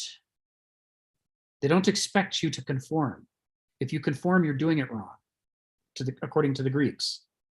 The purpose of custom is to give us a default that we should then struggle to find flaws in, so that as a civilization, we can grow and overcome the more naive form that we had before. And if they don't have that courage, that audacity to be the social gadfly and stand in the face of custom and say, I know this is what we've always done. I know everybody disagrees with me, but I still think you're wrong. And hear me out. I would like to explain why, right? Providing a forum for that kind of discussion in which no custom is necessarily sacred. It might be sacred until overturned, but it should be allowed to be able to question things at a really deep, essential characterological level. That was the core value system of philosophy and of the attempts to make Athens a more philosophical culture. This is something that is hard for us to fully accept. We might accept it provisionally or theoretically, but it's hard for us to believe anything like that was real, because it sure isn't now. There are all kinds of things that you can question in the privacy of your own home or in a club, but if you march on Washington and try to question them, or you go down to the police department and try to question them, you're going to be in trouble. You're probably going to be arrested, because we do not want you questioning custom, especially when there's money at stake. Vested interests for us are sacred. They are not to be deflated or challenged. They are to be obeyed, right? Underneath the reason that we talk about freedom so obviously, relentlessly, freedom, freedom. The reason we do that is because we don't actually allow that much freedom. There is a direct inverse relationship, right, between how much we protest about how free we are and what we will actually allow people to question when money's at stake. Consider this. Look at the structure of US law. Just consider what you know about US law. And now ask yourself, is there any argument that one individual could make at a gathering that could lead to, say, Apple Computer Company being disbanded and its money all being given to somebody else? Right? Could we have a big national debate about that? Is there any way that the law supports a discussion that would result in the breakup of a giant concentration of money? And the answer is absolutely not. There are courts that have the authority to direct the officials to do that, but they decide it. You don't decide it. You are not part of it. The most you can do is offer them something to chew on, which they can then reject. And they can reject it for any reason they want to. There is no structure in the US government that allows people to say, wow, the Supreme Court's really wrong about this, and we really should break up Apple Computer Company, and so let's do it. But in Athens, almost anything was up for grabs, even the very Constitution itself. Which is why at one point in its history, like I mentioned last week, Athens decided that they were so corrupt that what they had to do was appoint a tyrant who had authority over all of Athens, and he would give them a new constitution legal system. And then they did it. And then he stepped down because he said, my work here is finished. I am only here in order to fix this problem. And I'm not here to self-aggrandize or give all of my relatives jobs. I did my job and I'm out. The idea of that happening in any modern country in the world is laughable. We have structured ourselves so that heuristic dispute and debate is treated as ridiculous or a hobby, a personal fetish. It's nothing that has any authority at all in within the structure of our government or our economy. So when he's saying this, that is what philosophy provided, a relentless ethos of self-challenge and audacity to dispute what was customarily taken for granted. He's saying, as opposed to us, who are not like that at all, but who don't want to admit that we're worse than people in the past were in any possible way, because part of modernism is believing that you are the pinnacle of evolution and or the pinnacle of creation, and nobody's ever been smarter than we are, or juster than we are, or freer than we are. And the purpose of all of those claims is to be thought-terminating cliches that prevent us from seriously examining whether it's the case, because we don't actually tolerate serious dispute that would result in changing the status quo. So I'm unpacking a lot in that sense, but I know he thinks all that because I've read the rest of this book and I've read his other articles. He's saying the modern world has done amazing things. There's no doubt. And one of the ways you know is moderns will tell you all about it. We're very proud of ourselves. We're happy to tell you at length about how great we are. But we might be the first epoch in history that does not want to admit that we do anything seriously wrong. We might admit we have little problems, but we're not willing to say moderns are measurably worse than medievals or ancients in the following list of ways. We believe no such list could possibly exist. Only stupid, trivial things could we be worse at, but all the important stuff we think we're better at. And we think it so strongly that we won't let anyone challenge it in any way that would have repercussions in the structure of society. That is to say, we're brittle. When it comes to semathesy, we deeply resist the kinds of deep changes that would allow us to survive for 1,000 years or more. We fight those off. The structures of society are very good at preventing those kinds of changes.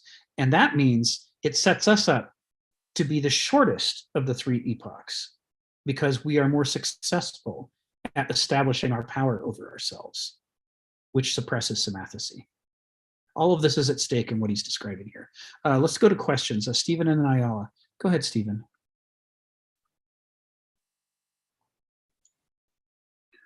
Yeah, one of the questions for me in the transition of history is, what was the age of philosophy?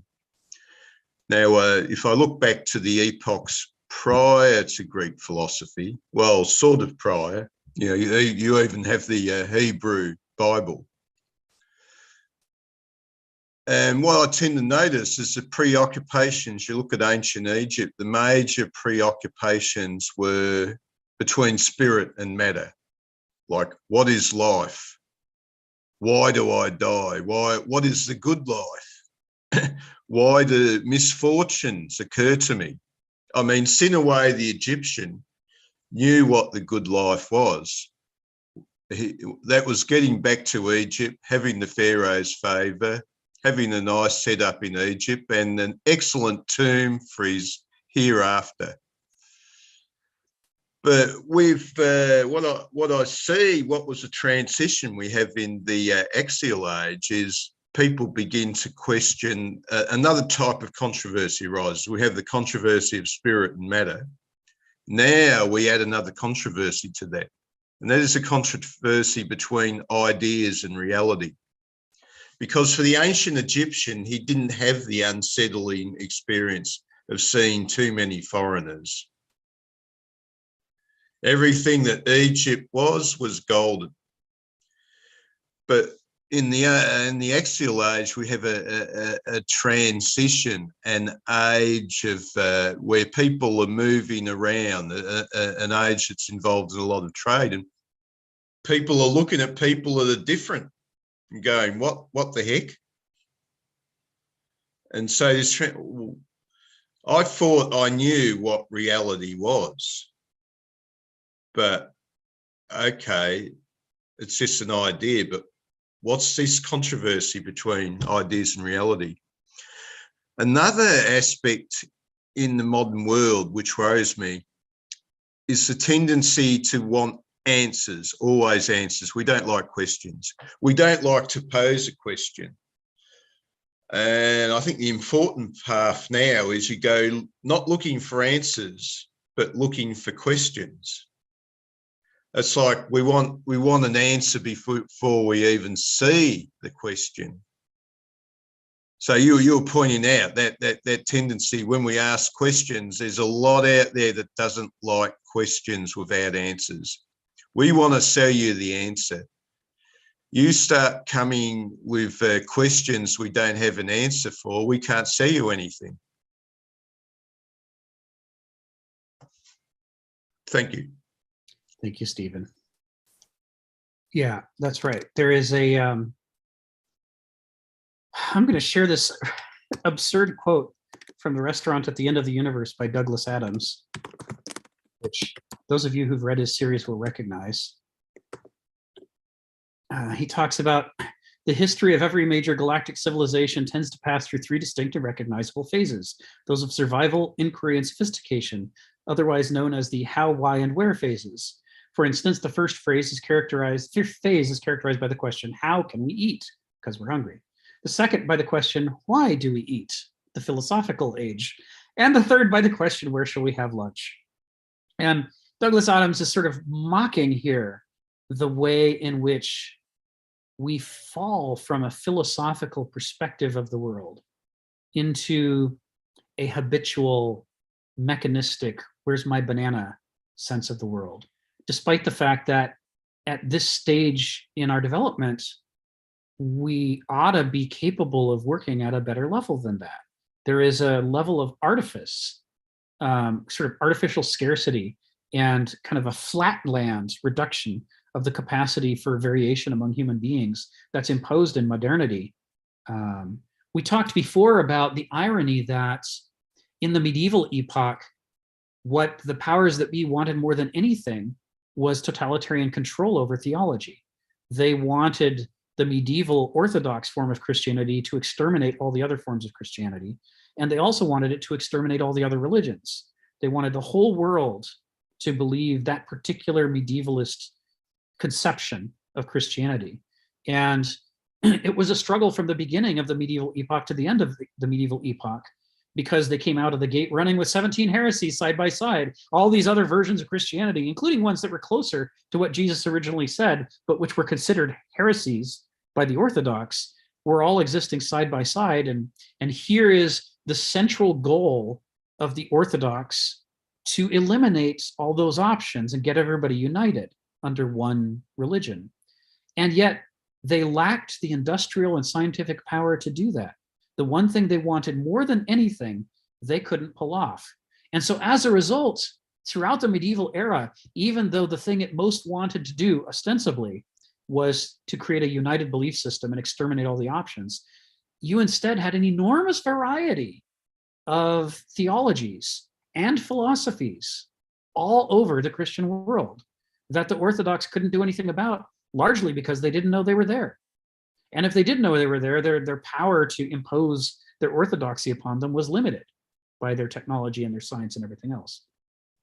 Enter the modern epoch, when we are far more successful at imposing a flatland that eliminates eristic perspectives than the medievals ever were, even though we claim that we're about freedom and that it's not our goal to eliminate, heresies. It's not our goal to even, supposedly it's not even our goal to admit that we have anything we consider a heresy. We believe everybody has the right to conscience, life, liberty, the pursuit of happiness. You can all think whatever you want, except somehow when we look around the world today, there are far fewer aristoi, functional aristoi, than at any given point that we can record in recorded history, going back to the ancient Greeks at least. So the irony is we've managed to reduce people down to a where's my banana, where should we go for lunch level, that the medievals never succeeded in reducing people down to. They didn't have the power to do that. When you look at the history of the French Revolution, and it starts out as a response against oppression, just really over the top bad behavior by the aristocracy in France. And so at first they're going after these obvious targets, people who are abusers, people who are obviously corrupt, people who, et cetera, et cetera. But once it gets going, it becomes derailed. And it starts becoming, well, as long as we're killing people, I don't like Bob over there. So let's do Bob in too. And that guy over there, I know he's got money, which makes him look like the people we're executing, but he didn't actually do anything wrong. In fact, he spent his whole life writing about how wrong that was and we should treat the peasants better, but let's kill him too because he's rich. And there is this divergence away from the core goal that spread and spread until at one point in the French Revolution, they went after an entire minority in southern France and put them all to the guillotine. And those people had never been in charge. They didn't have any wealth or power. All they were was a group that disagreed with them, right? But once you've got the machine and you know how to run it, you can use it against anybody, especially once you get in the habit of using it. There is this similar way in which the Holocaust, wasn't. I don't know how widely recognized it is. It wasn't just against the Jews. Maybe the single largest group were the Jews, but oh my God, so many other groups were sent to death camps. Because once you get in the habit of rounding up all the imperfect, impure people and trying to get rid of them to create your perfect homogenized society, well, the machine runs well. You could feed almost anybody into that. You could even feed a perfect, pure white Aryan into it if you could just think of an excuse, because the machine is already running and it's not much effort to push this guy you don't like over into it. This is the thing about machines and mechanistic systems. So the modern world, which prides itself on being rational and organized and intellectual, fails to appreciate the extent to which it is thereby making itself a machine. And when it makes itself a machine, it can be used for injustice just as efficiently as it can be used for justice, maybe more efficiently, if we're not allowed to talk about justice or seriously question the justice of anything, but must merely keep the gears oiled and going. So this is how it is that the modern world, even though it claims not to have had genocidal intentions, has nevertheless pulled off some of the most spectacular genocide of all time that the Orthodox medievals could only dream of. We've eliminated all kinds of people, including aristoi, as part of the mix, and all we have left are those of us struggling to find some place to survive within these ill-fitting roles of modernity where there's no place for us, nowhere to go. So thanks for that, Stephen. It's right on the money. Ayala, then Douglas, then Phil, and then we'll go back to the text. Go ahead, Ayala. Yes, actually, I think that the pressure for compliance and conformity have always been there. Even your ideal utopian Athens.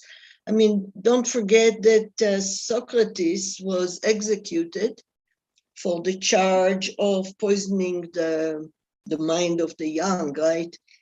And all he really was doing was midwifing, right? Asking them, although leading questions, but asking questions that will lead them to think and examine presuppositions.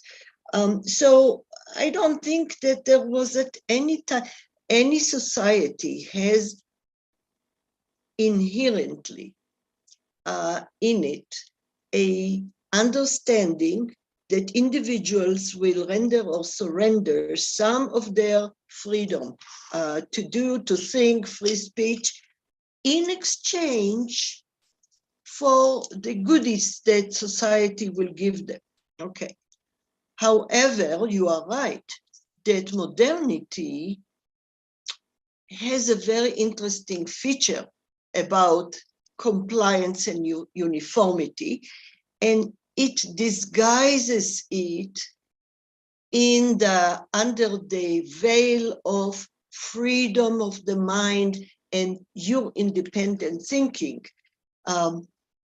And perhaps we can point, I think a very important point again is Ed Bernays, Sigmund Freud's nephew, who found that the unconscious is a great concept to be used by PR, and now marketing, social media, everything, all the marketing of ideas can kind of slide under the radar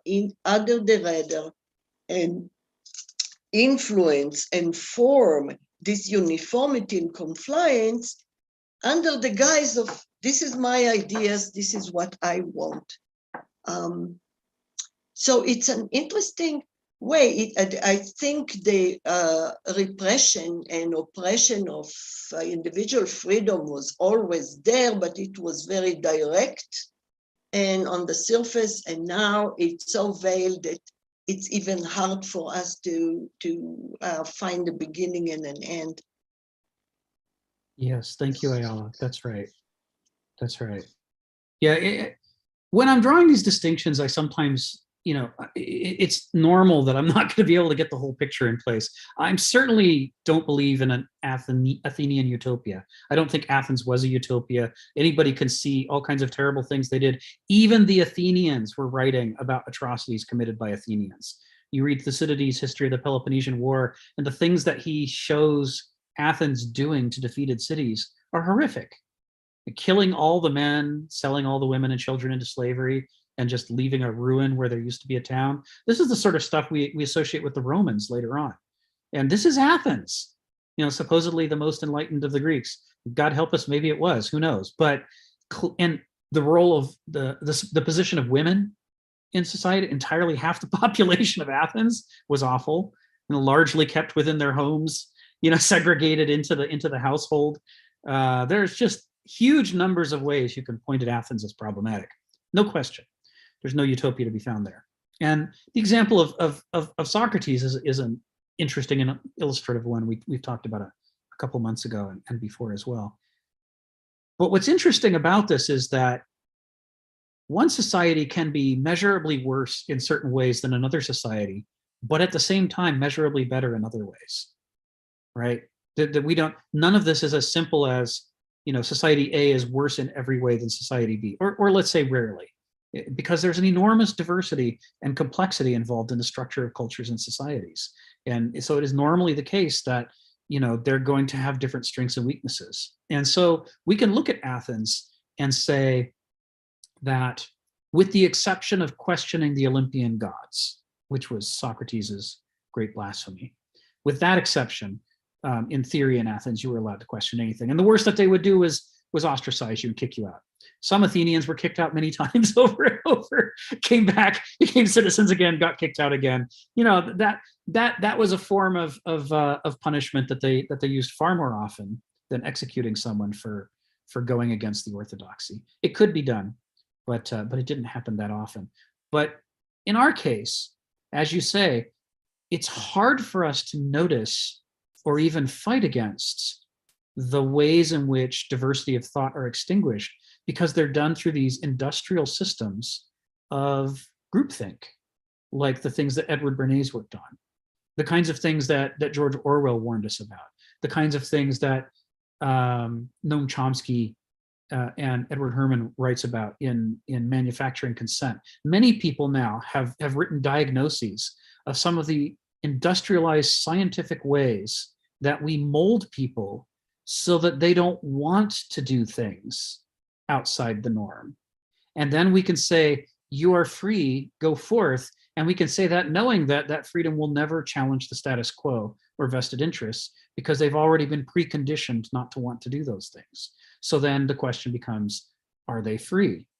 And what Kenneth Smith is arguing in these opening sentences implicitly is that the Greeks would have said they're absolutely not free. That the most important chains you have to fight against are the chains of your own ethos, your own character. Because if you can't defeat those chains, you don't stand a chance against any of the ones around you.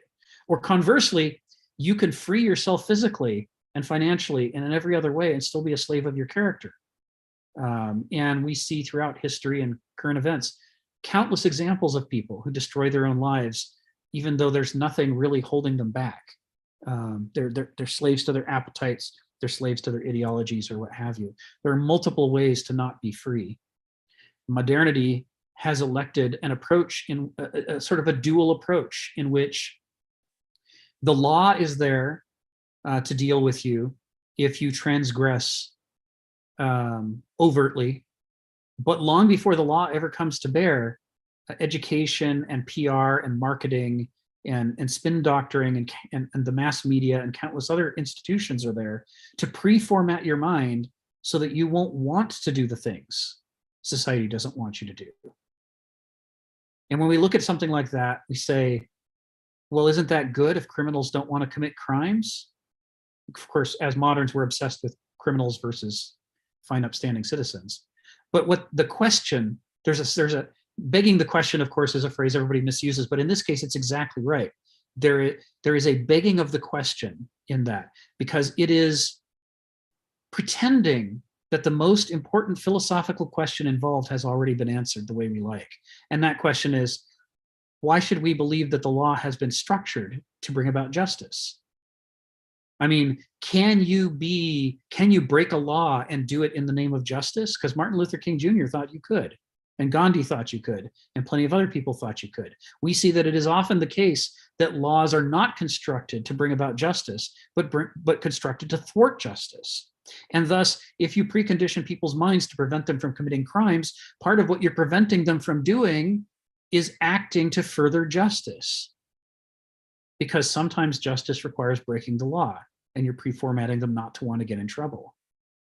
So there's countless ways in which this pre-formatting, which Aldous Huxley and others, diagnosed for us, although it might seem to offer some kind of a promise for a world, beyond crime in which everybody is well behaved, what it actually does is set you up for dystopian totalitarian control by making freedom of conscience meaningless, by having people whose character doesn't allow them to cultivate a conscience independent of what the majority wants them to have, or what the powers that be want them to have. It creates a suppressed maturity that we're not allowed to develop. And thus we get a philosophical flatland with far less diversity than we would expect to see, given the overt freedoms we seem to have. And in this, I always think about when Beverly and I went to San Francisco for our honeymoon back in '91, and there's a Russian cab driver driving us, I can't remember, to a restaurant or a hotel somewhere. And we got into a conversation. He's saying, the weirdest thing about leaving the Soviet Union and coming to the United States is that in the Soviet Union, nobody believed the official lies. We all knew they were lies. And we searched diligently to find scraps of the truth. And when we found them, we passed them around and cherished them as treasure. But here in the United States, you have access to all this information, but instead you choose to believe the official lies and ignore all the information that's lying all around you. He says, it's the thing he's never figured out as a new American citizen is what the hell is happening that makes people voluntarily choose not to know what's real. He says, as an ex-Soviet, it's just incomprehensible to him, but everybody's doing it everywhere he looks. And we were in the back seat nodding, going, yeah, we're familiar with this drill. It is mystifying, but this is that power that modernity has to pre-format people's characters. This is the industrialization and rationalization of what the medieval orthodoxy tried and failed to do. now we can get that majority we're looking for. Even if we can't stamp out all heresies, we can at least minimize their scope. Make sure that they don't question anything we really care about, like the great big bank accounts in the offshore islands or the Swiss banks. That stuff doesn't get questioned. Not in any way that matters. Douglas, then Phil, then Sharon. Go ahead, Douglas. A lot of it has to do with, the speed of it, the time of it, it just goes so fast, nobody knows what's going on. Yeah. Okay, so, it's just where we are and what, it's all about speed and, kind of thing. Yeah. You know what I mean? Yeah. Yeah, boy, that's right. The modern world incentivizes us, right? It's one of the great virtues that it claims for itself is that it's the first system in history to properly incentivize people to do work. And of course, the incentive is you could be homeless at any moment. You could lose your health care at any moment. You might not be able to eat at any moment. You might not be able to get an education. Your children might starve. That's the incentive. And that incentive is created by owning everything. There's no place where you can go and catch a fish that somebody doesn't own, or you got to get a permit. There's no place you can go and chop down a tree. Well, somebody owns that tree. Now you've broken the law. Anything that you want, somebody else has. And the only way you can get it is to work in exchange for tokens. And if you have enough of the tokens, you're allowed to earn a living, buy the right to exist for another day. And so it drives people to hurry, hurry, hurry to try to get more tokens. And that fills up not only our time of our lives until suddenly we find we're old and retired and wonder what the hell happened, but also it fills up our minds, because in order to succeed at that, you have to think about it and concentrate on it and innovate in it and constantly be on the hunt for where you're going to get your next tokens from. And if you don't do that, you fail. You end up homeless, right? So there is this busyness to modernity that Smith and others have diagnosed as not an accidental feature of the system, but rather as a core element of its design that makes it work. Because although we introduced modern technology with the promise that it would allow you a leisure life in which you could pursue higher pursuits, you can find any number of ads of the 19th century where that is not only the implicit promise, but explicitly made. Time-saving devices, labor-saving, you'll be able to focus on the things that matter. And yet here we are at the end of the 20th century, and the current critiques are that we work more than a medieval peasant did. We look back on them as it must have been a life of drudgery, but we spend more of our time working than they did. It's like we have, instead of liberating people's time to allow them to pursue philosophy and art and self-actualization, we have filled up more and more of their time. And that is not an accident. That's part of what makes the whole system go. Like you're saying, Douglas, that people just don't have the time to research this stuff. And as we're seeing, I mean, what have we spent 2 years so far on this Kenneth Smith, series of seminars, and we're still just working on book 2 out of a number of books. It takes time to wrestle with the labyrinth that's been constructed in our minds and learn to see past those walls and to interpret ourselves and nature and the divine in any way other than the ways that modernity has really encouraged us to look at things. And in our lives as working people, we don't have that time. That's the design of the system. You don't have time to figure out what's wrong. You just have to comply with it if you want to survive. And that makes it all go. Now, I'm not saying if that's better or worse than Charlemagne showing up with his army saying he's going to cut your head off unless you convert. And I'm not saying that's better or worse than Athens showing up at your gate saying, if you don't renounce your allegiance with Sparta, we're going to kill all the men and sell all the women and children into slavery. I'm not trying to paint a picture of modernity as the worst system that ever existed. I'm trying to paint a picture of modernity. I'm trying to show you the picture of modernity that Kenneth Smith is painting, and that he says the Greeks would paint if they could look at it long enough to figure out what was making it tick from their perspective, in which it is not the best and the brightest in every possible way, but in which it is just another epoch with its own set of preconceptions and strengths and weaknesses, its own justices and injustices, its own architecture as an organism that generates cultures. and that it too can be critiqued, just like any other system can be critiqued. And we can talk about what works in it and what doesn't work. And we can ask ourselves if there isn't a better way to go. And we can do that without being utopian idealists who are ridiculous and should be locked away somewhere. You can do that as a rational adult human being, because it is in fact our duty philosophically as adults to critique the world that we live in, even if sometimes that means saying that modernity isn't exactly perfect and could stand to be improved in ways that it itself might not care for. So all of that follows. Thank you, Douglas, for bringing that up. Phil, go ahead. Yeah, there's no question that time, the pace of time, has filled up our lives to a degree that we can't contemplate things.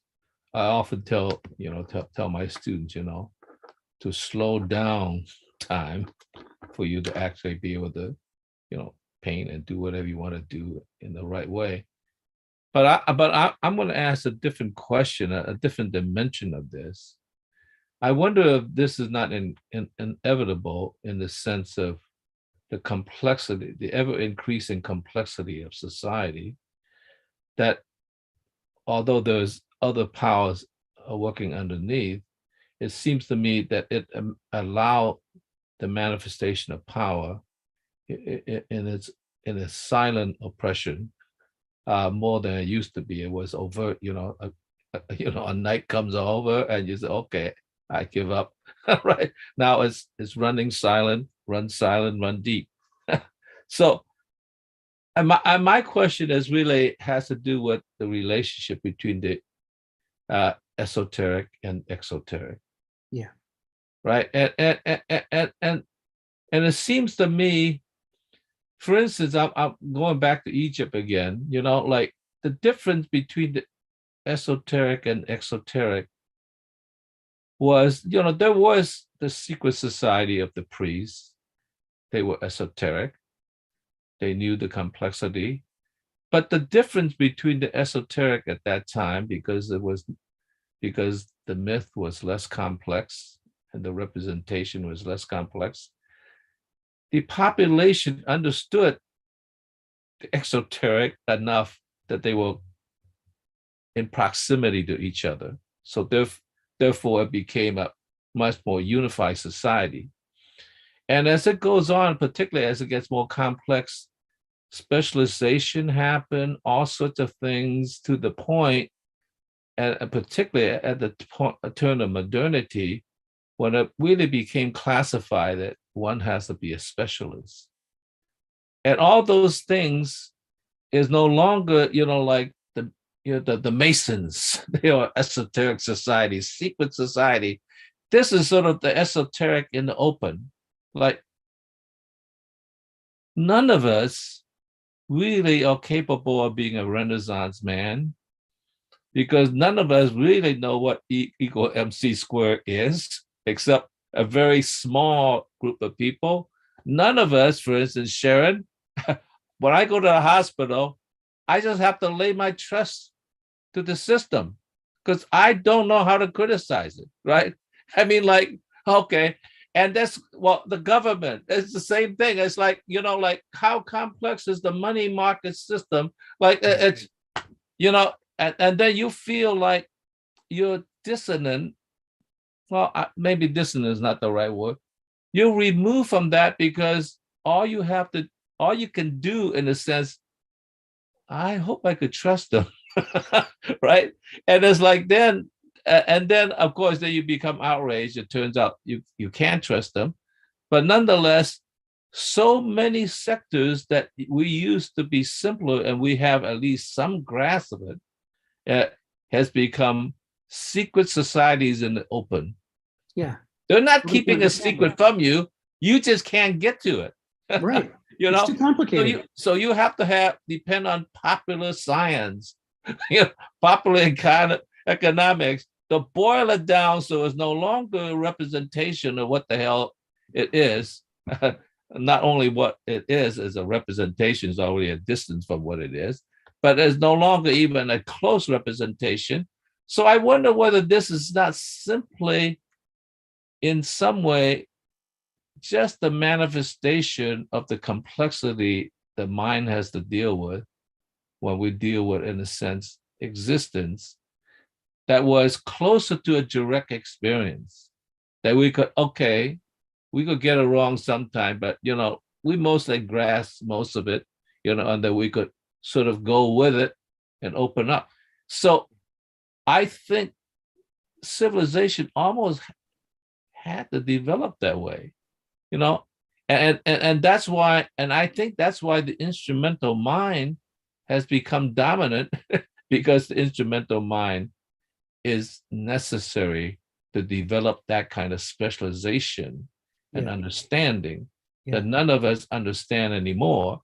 And even if we had time, okay, so it's not time. Even if we had the time to ponder E equals MC squared, you know, or quantum mechanics, or deep mathematics, you know, or the legal system, we just can't do it. You know, we have to hire a lawyer and trust he's going to do right by us, knowing at the very same time he's ripping us off. I mean, like, what can we do? We are victims of a silent, you know, a silent running of society, you know, and we're caught in this. So I'm just sort of wondering, like, maybe that is the destiny of civilization. I don't know, you know, like maybe in the Greek, at the time of the Greeks, there was still not so much complexity that you could deal with it sufficiently. But now, you know, now you can't even be a specialist. You have to be a specialist of a specialist.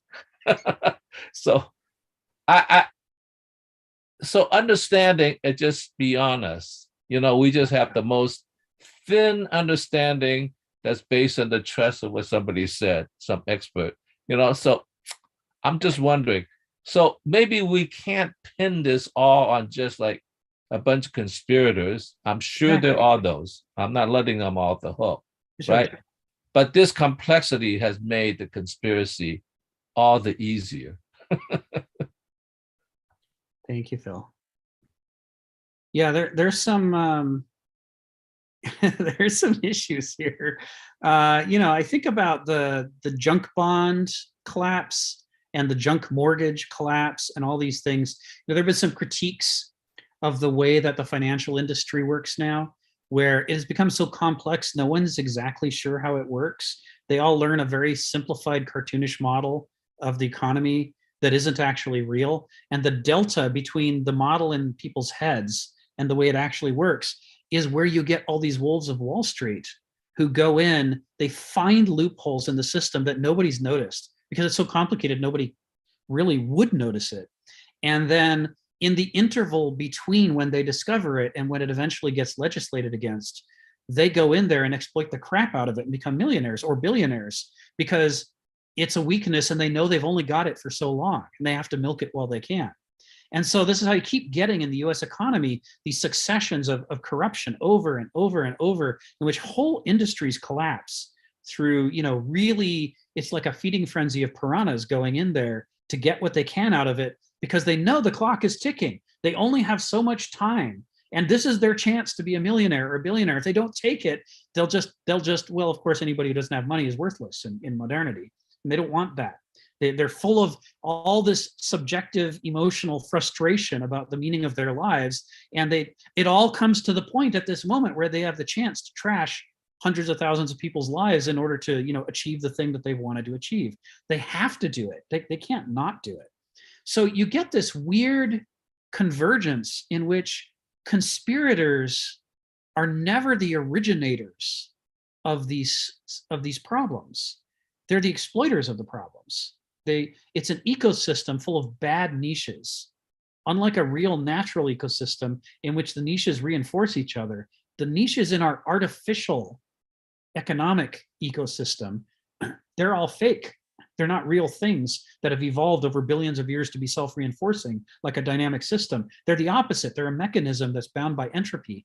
And yet, because we are put under pressure at a basic animalistic level to worry about our survival, Our limbic system is constantly engaged, driving us with fear to worry about our housing and our food and our education. It leads people to exploit these problems in the system as though it's an ecosystem and they're a species moving in to inhabit it. There is this fake adaptation, a kind of anti-adaptation that happens when, instead of adapting to the self-reinforcing dynamic systems of the natural world that has evolved over billions of years, our modern lives have become so artificial, we find ourselves adapting to something that isn't nature, but pretends that it is the new nature, better than nature, which is modern civilization. And so people anti-adapt to these fake artificial ecosystems instead of to the real thing. And when they do that, instead of the system getting stronger as it would if you were adapting to a real ecosystem, the system gets weaker and starts to fall apart. And all of it is done with the ticking of the clock and people's fear and urgency. It's all closely related. You're right, Phil. It's all tied up together. And so, you know, as moderns, we want a simple answer, right? Because justice says there are innocents and there are criminals. So which one are you? Are you a criminal or an innocent? If you're a criminal, then we scapegoat you and say, you caused all of this to happen. Even if they did cause this thing to happen, the system was already broken. And that's why they were able to move in and do what they did. But we don't want to hold the system accountable because under modernity, nobody's in charge. This is the thing that moderns mistake for freedom. The difference between guilt and responsibility, the difference between freedom and abandonment, right? If your parents abandon you, stop paying the rent and electricity and just leave and run off to another country to have a good time, they didn't liberate you. They abandoned you. And now, as a child who is not fit to manage all these complex systems of the adult world, you have been left to it as though you were competent to do it, when you're not. And it would be impossible for you to be competent to do it. You just haven't grown up enough. You're not in an intellectual, emotional, experiential state to understand what happens with paying the bills. You only get just a taste of it. This is what happens when you have a society where nobody's in charge and everybody is there just to exploit some part of it that they're interested in. And otherwise, the rest of it can go to hell as far as they're concerned. The result is an enormous constellation of shifting blind spots of parts of the civilization that holds us all together that nobody's looking at or understands. And if they did, that they don't feel responsible for. And even if they felt responsible for it, they don't have the authority to genuinely be responsible. I mean, one of the things that we're learning in US politics is no US president can do much, right? I mean, there's extreme limits on the number of changes they can make. So any problem that's, even aside from politics, even aside from partisanship, they just don't have the authority to do much. And so as soon as problems grow bigger than that, as soon as problems are in some place other than where they're prepared to handle it, those problems just go on. They just persist and nobody fixes them because nobody can. When a system's complexity outgrows the capacity of the human mind to represent or understand it, we're in serious trouble. Hannah Arendt wrote about this in The Human Condition when she says, you know, we've just had breakthrough after breakthrough in science and technology. She's writing in an era when quantum physics and relativity have both come into their own. And she's talking about the amazing scientific accomplishments that people can do as a result of quantum physics and relativity. The bomb, right? We dropped the bomb. We learned how to make that. But then she says the problem is these things that we are manipulating are so complicated that even the experts don't have an intuitive understanding of them. All they have is a technician's grasp on the theory and how you manipulate the theory to get the result. They're like a button pusher on a big machine who knows that if you push this button, that lever will go, but they don't know why, and they can't explain it in any way that's meaningful either to anybody else or to themselves. And as she says, that existential condition of being able to set in motion things you don't understand might be the greatest existential threat the human species has ever faced. Because we can do things that not only don't we understand, we can't even refer to them in intuitive language anybody else could understand. We are really working blind here when we get to those levels of complexity. We saw that same thing in the development of medical software. We have a saying in the medical software community, which is that success breeds failure. And the way that it goes is when you first start building a system, you want to build your very first program to do something. Maybe you want to write an anesthesiology program and nobody's ever written one before and you have an empty system. You can make any decision you want. You and the anesthesiologist can sit down together, talk over what they want, and you can do anything you want because it's empty, right? It's waiting for you to do something. But once you've written the first version of the anesthesiology software and shipped it out to 100 hospitals and they're all using it, now you can't do anything you want. And because if you break something that other people are depending upon to save people's lives, you are threatening the lives of those patients. There is an enormous amount at stake all of a sudden as a result of your success. But worse, next time you and the anesthesiologist want to do something, you are not working with a simple empty system in which you can do conceivably anything. You're now working with a system where even if you don't want to break anything, there's an enormous number of things around that you could break. And every decision that you make has an enormous burden of consequences that it didn't have on the first time around. Success breeds complexity, and complexity leads to potential failure. And not just potential failure, but statistically, some percentage of the time, you will fail the more complex the system gets, because as our studies show, a human being can only keep 7 plus or minus 2 things in their short-term memory at one time. You get beyond that. If the problem has more than 7 dimensions, pretty soon you will inevitably make mistakes in your designs because you simply can't remember all the pieces you're trying to combine to get a helpful result. This is a huge problem. I mean, you look around the world and our economy and our politics and everything else, none of it fits within 7 plus or minus 2 items. Everything has all these dimensions of legal and economic and political and social and religious and other consequences where we're operating in countless dimensions at the same time. And so we don't know the consequences of our actions. And so we are not competent to be in charge of those things, which means we've created a system that can just keep going on its own momentum with nobody in charge of it, which means broken things keep being broken, and then they get exploited by the corrupt and the optimizers. You see how this goes with what you're saying, Phil, in which all of this is in fact an organismic, dialectical, essential, natural consequence of building on our past successes. It is the case that when you build on your past successes, the result is a more complex system than the one before, which means it's a system fewer people can understand, until eventually it becomes a system that nobody can understand. And then the game changes completely. Sharon, go ahead.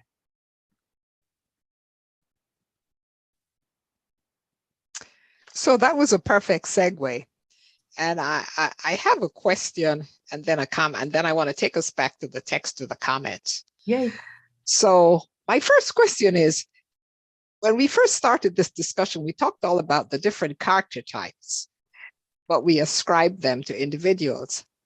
And so my question is, I think cultures behave like character types depending on varying situations. Yes.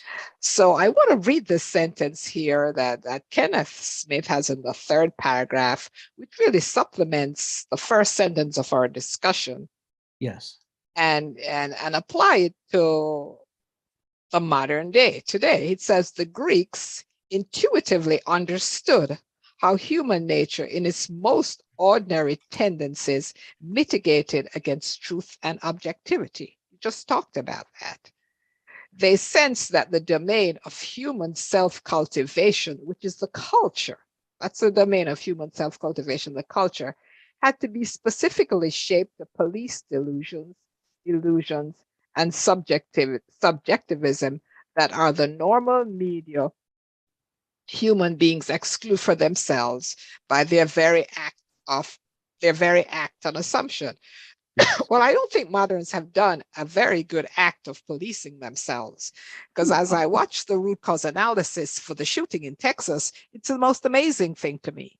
It is amazing. The analysis has been shifted by the media from the major focus, which is the availability of guns, to the response to the time and the efficiency of the first responders.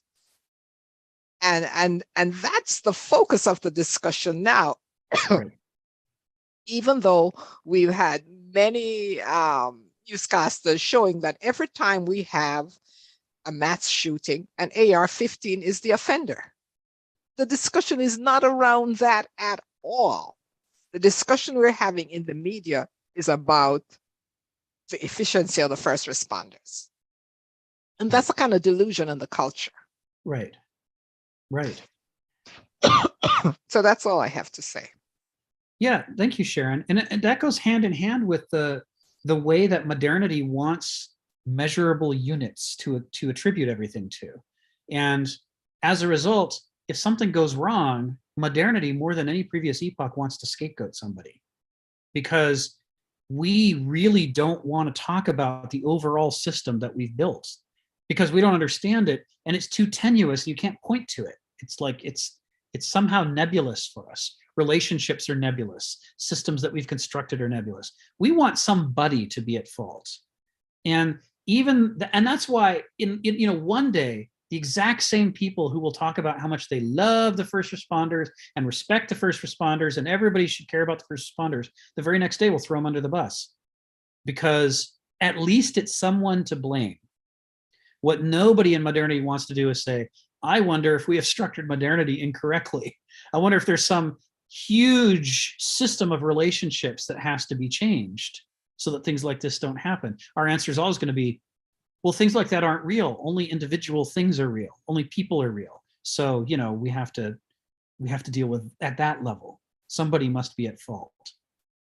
It is weird how in one sentence we'll talk about how we're the most objective, most sophisticated, most scientific civilization to ever walk the earth.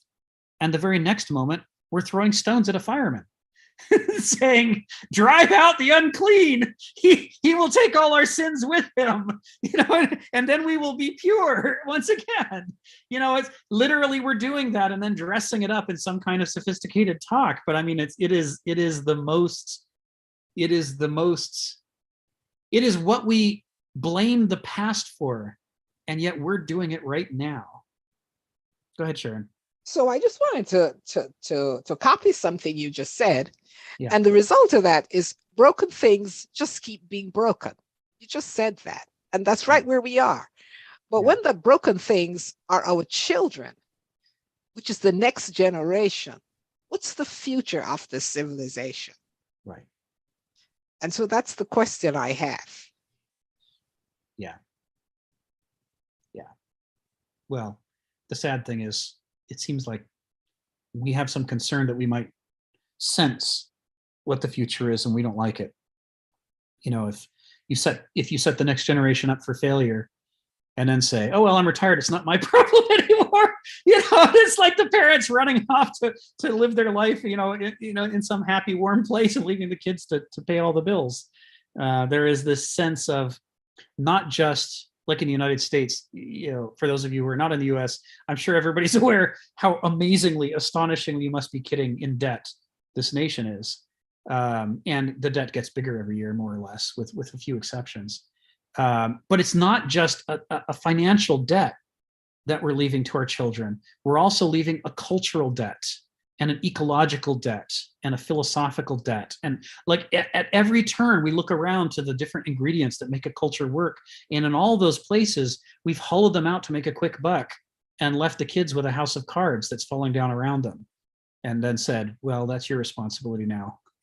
Here is the legacy we have vouchsafed unto you.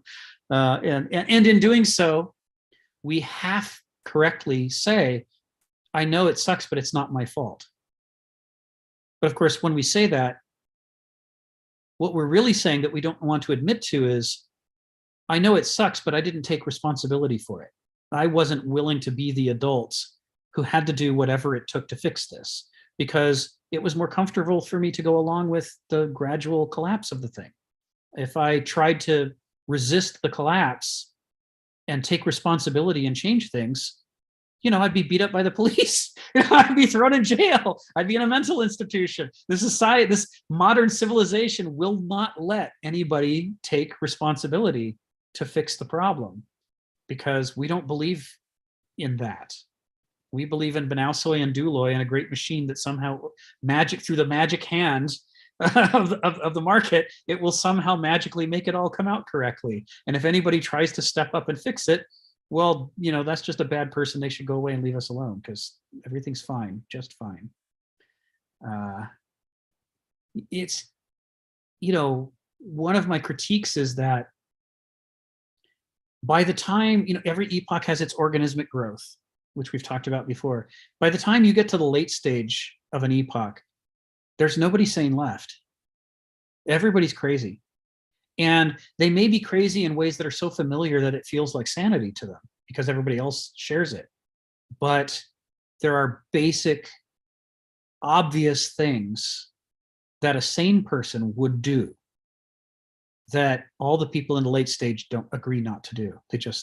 They may fret about it, they may complain about it, they may worry about it, but they don't do it because they know it would be really hard or impossible to try to do the right thing. So they just agree to do the wrong thing. And we all know we're doing it. We all know there's problems all around us that we're participating in, but we don't know what to do about that. So we just go along with it. We're all a little crazy. Go ahead, Sharon. Last comment, because the last sentence in that paragraph said, not just Greek philosophy, but politics, myth, and tragic drama all serve the purpose of curbing idiotism, which we are very good at as moderns, and subjectivism. So none of this mechanism is working in today's modern society. Right. None of these mechanisms. Politics is fostering the delusions that we have. Myths are commonplace and they're truly myths. And the tragic drama, we have delusions about it. Yeah. So modernism is in trouble, I think. It is.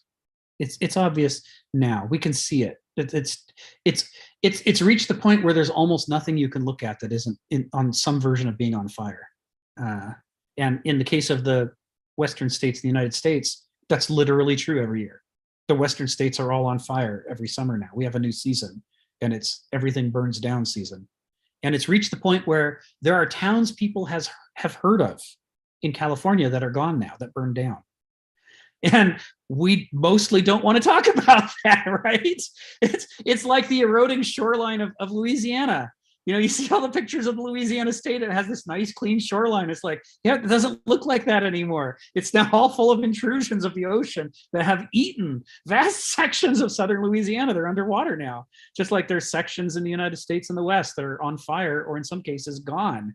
But we don't want to update our maps or talk about it because it's too demoralizing. We're just going to pretend that none of that's happening. So idiotism, when it's understood in the Greek sense, in the Kenneth Smith sense, it's not an insult to call someone an idiot any more than it's an insult to say you're 5'7". It could be accurate or not accurate, but the idiot is somebody who is mostly concerned with their own feelings, their own ideas, their own family, their own interests, their own job, their own religion. And when you look at it from that perspective, it is the natural state of all human beings, including myself, to be idiots, right? Idiotism comes directly from the naive form of gnosis. It comes directly from the infant experience of life, which is the things that are happening to me seem to be real. The things that are not happening to me, well, as an infant, I don't even know they exist. When I become an adult, if I become more sophisticated, I can get to the point where I can conceptualize things happening that aren't happening to me. And I can invest myself in them and get angry about them or happy about them or what have you. But they still aren't real for me the way my own experiences are real to me. Idiocy is the natural state of Homo sapiens. It is what all of our intelligence is built out of. If we weren't idiots at a foundational level, we never would have developed our intellect as a reaction against it, let alone vernunft as the third let's say, third group of, to follow on Ayala's comment, as the gateway to all the other faculties that are required for a mature adult mind. So, you know, the Greeks were worried about that problem in Homo sapiens, whereas the moderns pretend it's not a problem.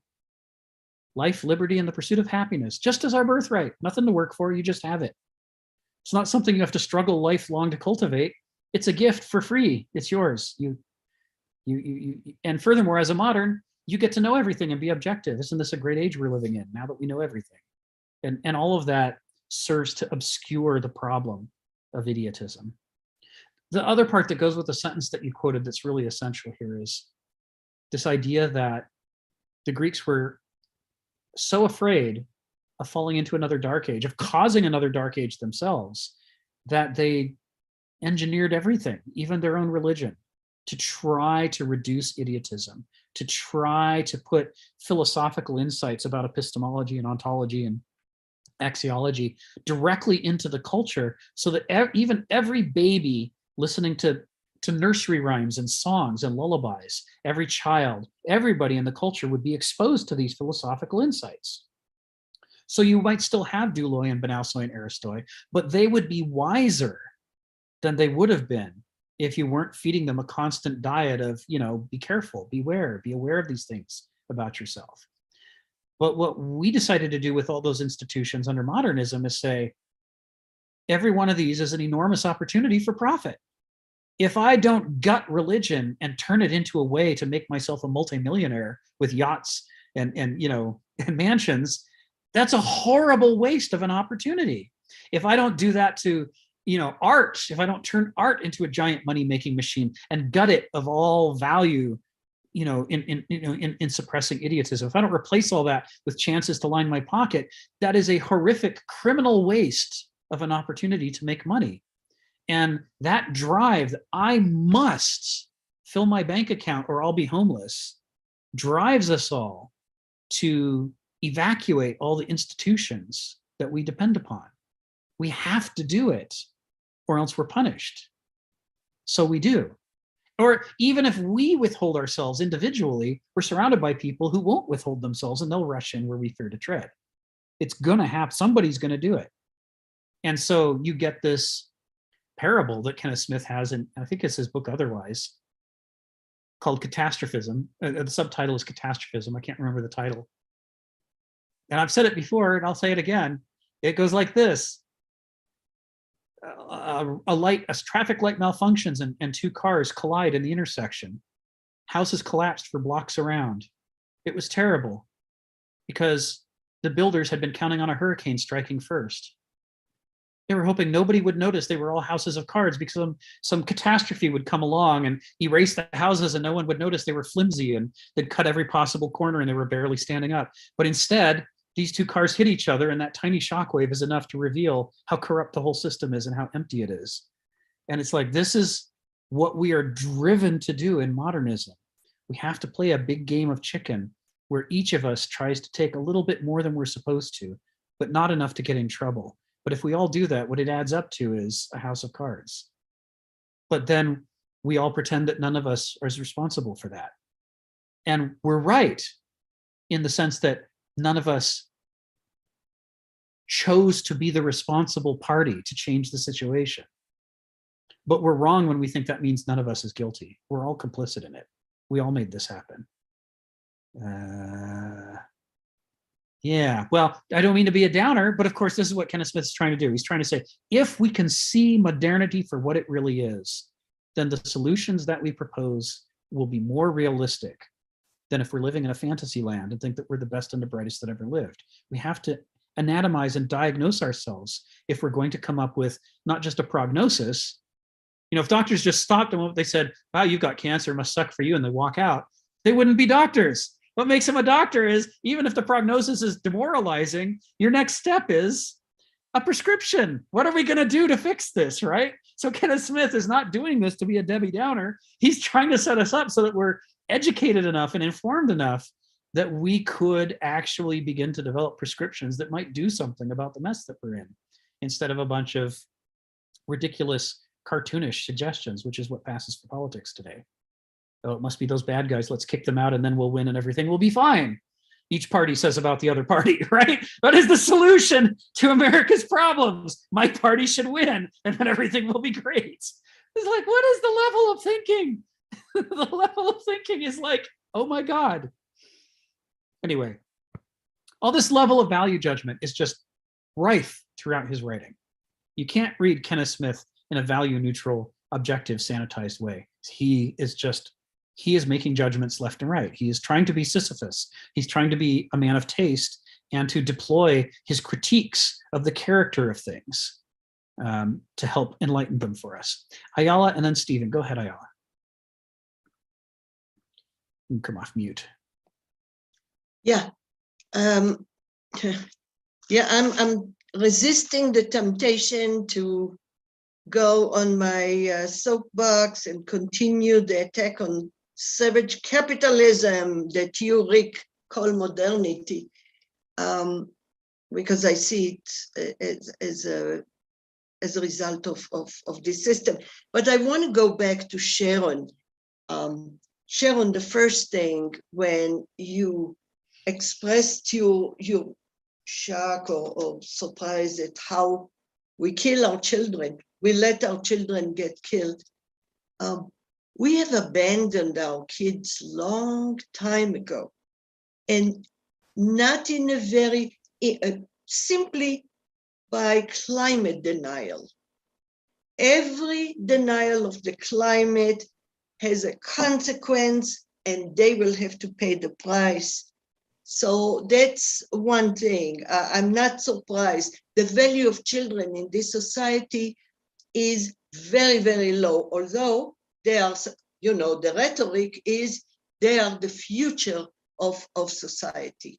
The Department of Children and Family Services everywhere is the lowest in funding, in ability to solve problems. They are not a priority.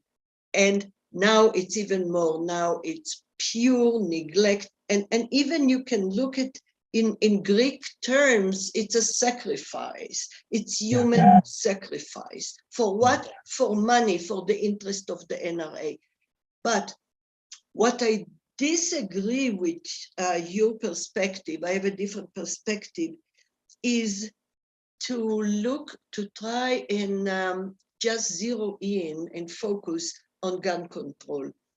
Of course, that's a huge issue, but this time we can see even that California, New York, New Jersey, I think those three at least states have started to make serious changes to in the gun control. It will not be enough, and it's probably too late, too little, but they do.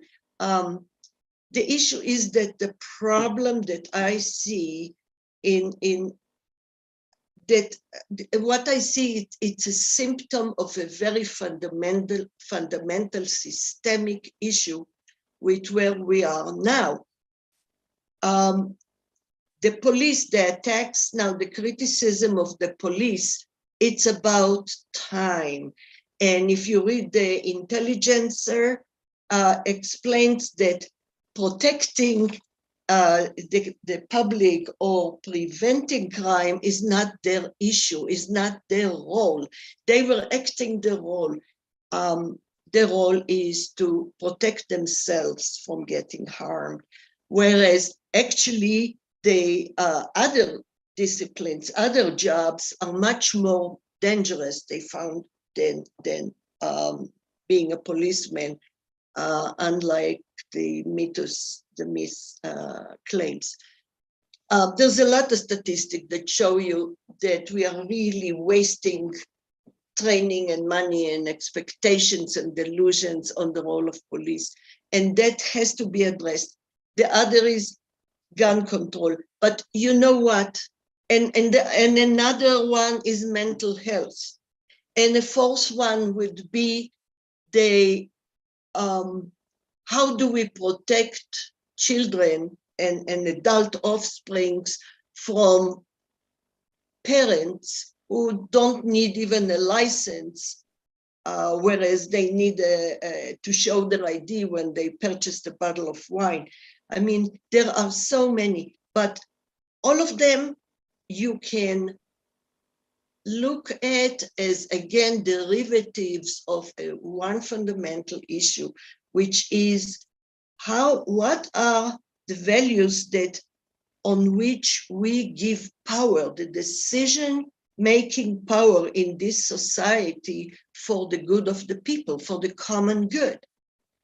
We don't. What we do is allowing the funding, the funder, the interest groups, and those who have more influence to create puppets which pretend to represent our interest.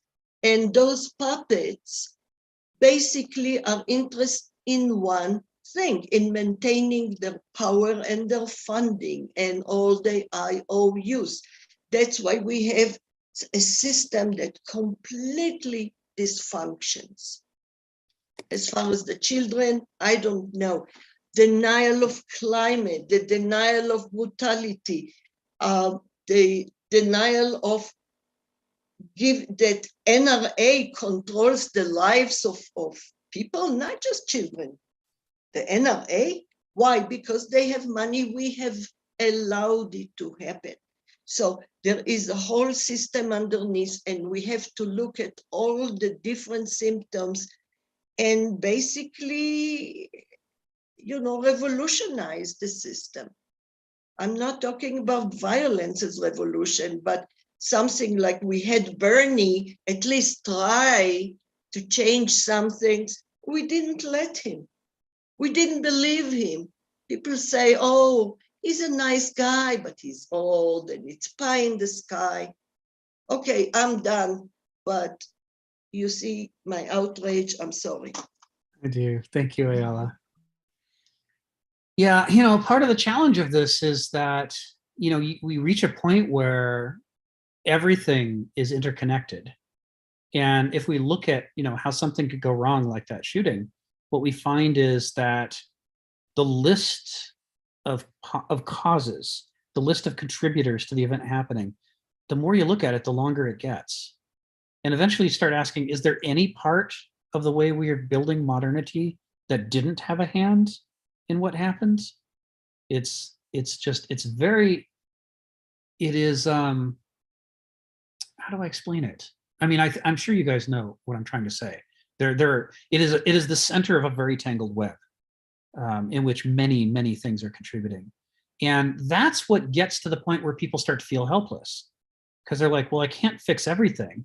And it seems like whatever I don't fix, that'll still push in the bad direction. So what am I supposed to do about it?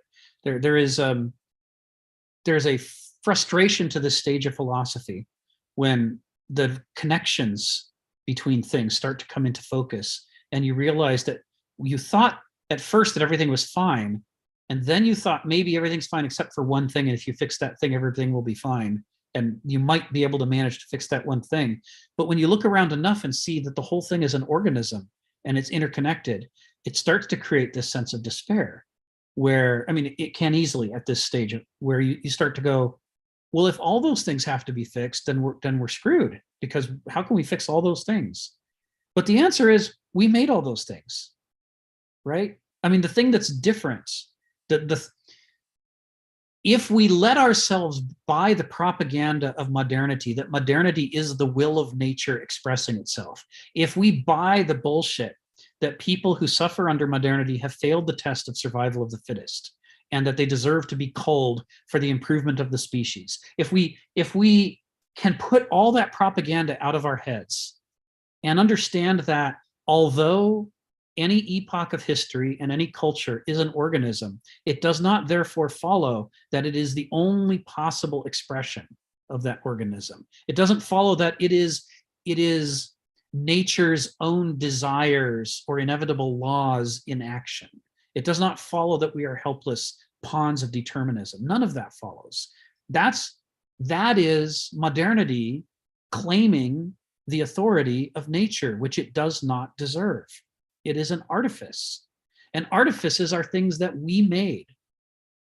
And things that we make, we can change. We may not see yet how to change it because what we've made is so complicated and interconnected that we're confused by it. But it doesn't, we have to resist the temptation of the propaganda that tells us that we should be passive. Modernity wants people to be passive so that they won't disrupt the big machine. So if we ourselves get depressed about it and say, oh, well, I guess we can't fix it because it's too big, we are obeying our orders, which our orders are don't mess with it, don't rock the boat, don't bite hand feed you. Above all, don't hurt our big concentrations of money. And we don't have to agree to go along with that. We don't have to agree that the things that we have constructed have the laws of nature behind them. We could conclude that they are choices that have been made. And sometimes they're choices that people have felt forced into, but they are still things that we can alter. There's no cause for a sense of helplessness. We may indeed feel awe at the Grand Canyon-like scale of the great machine and our confusion about what to do next, but it doesn't therefore follow that there's nothing to be done. It just means we need to take a breath and think about how we're going to approach it. So this is one of the reasons why, you know, I know, Ayala, you're sort of equating my use of modernity with capitalism, but to my thinking, capitalism is only one part of modernity, because after all, the Soviet Union and China today would tell you that they're not capitalist. But by a Hegelian, Kierkegaardian, Nietzschean, Arendtian, Smithian critique, they are certainly modern. They are just different expressions of modernism. Modernism doesn't have to be restricted to a single form of economy. There are multiple ways that we can express the modernist ethos, and we do. So I think this is bigger than capitalism, despite contra Marx. I think there's more going on than just a single economic system working on to create this. Stephen, and then Phil, and then Sharon, and then Ginny, and then we'll probably be done for today. So go ahead, Stephen. Yeah, I was just going to say, now this question of the banal size. Everywhere on these groups, I'm always encountering the technocrat. Yeah, I'm a Juloy. I spent my time as a blue-collar worker.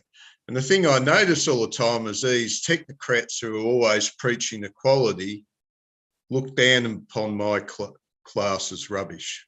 yes, that happens a lot, doesn't it? But what I notice about them, they're very much into the world of expertise, and they think there's an expert down the hallway that's going to solve their problems. And the thing I notice in their mentality, they're always saying, well, if I don't know the answer, what he said, the expert down the corridor, they fail to notice that the expertise is not there. They rely on what he said. Right. But I notice the thing with technocrats, of course, they employ objective technologies, these artisans, and it works very well. I treat, in my own worlds, I have a very mechanistic outlook to the point where we mechanise social life and have committee meetings. Right. And it's worked fairly well because I've only looked in my own situation inside my own class. And then they dream that because they've been so good in their own sphere at dealing with questions and coming up with answers, they think that they are born to rule. Right. They think that they can get in the seat of that jumbo jet and know how to fly it. Their world deals with objective issues. Like there's always an objective answer, but when they get into the Aristos world, they discover they're dealing with a lot of subjectivities. Yes. But they don't believe it. But another question I have for you is that question about Gleitner. What is the riddle of Gleitner? You know, you have the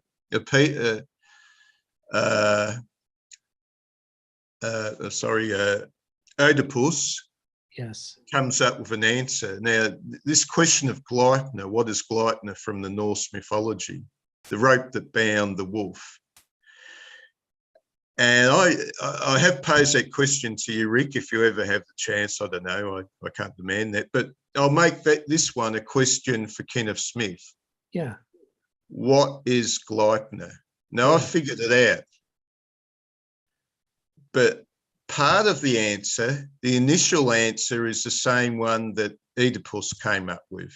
The answer is man. But you have to ask yourself, what type of a man?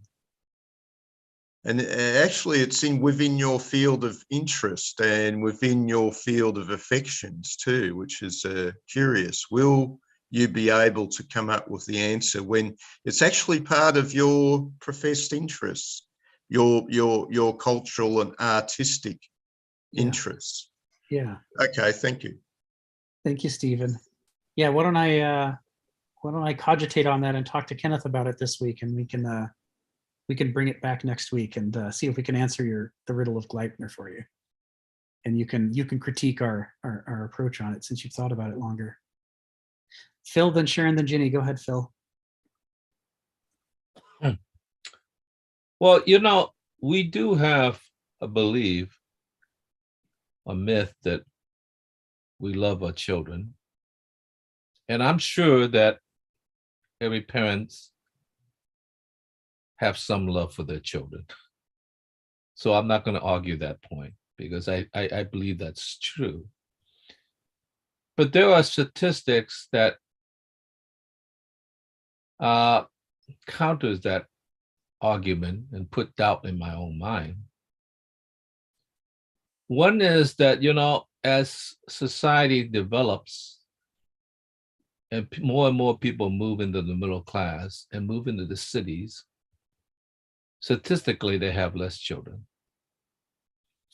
And I want to ask the question whether even what we presume to be a love for children was not, in some sense, a transactional relationship. In other words, you live on the farm, children are a benefit because they're free workers, right? They help run the farm. Yeah. When you move into the city, particularly with the complexity of the city, they are actually a burden. And if you truly love them, you should bear the burden of having the children, right? So I wonder to what degree there is a mix between love and transaction that actually is relationship to our children. As an indication of this, about how maybe human beings are more embedded in transactional relationship than we think we are, because we think we are good, rather than care and love and interconnection with others. I wonder, I recently got some mail and some email, about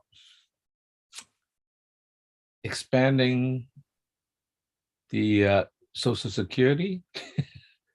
They have, of course, identified me as a boomer. And I'm sure that there was some effort of saying,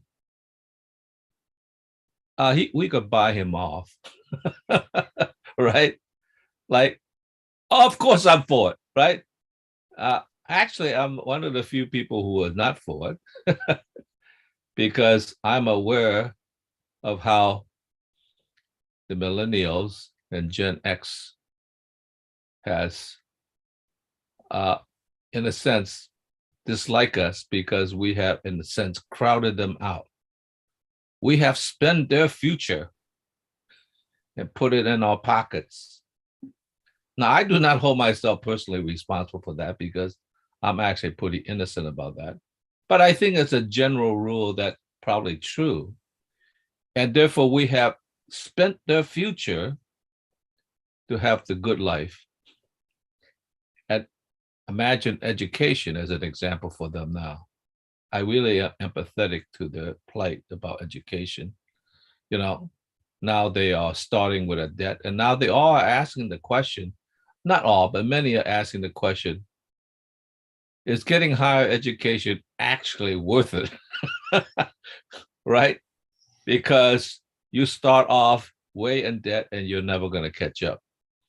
So so that is one aspect of that. So I just want to pose the question, to what degree do we truly love our children, and to what degree that in some level, I don't know if subconscious or whatever, it really is a transactional relationship. I myself kind of look down on transactional relationship because I think they're self-serving and inauthentic, perhaps necessary for civilization. I don't know. But I just want to pose the question, why is it that we are having less children?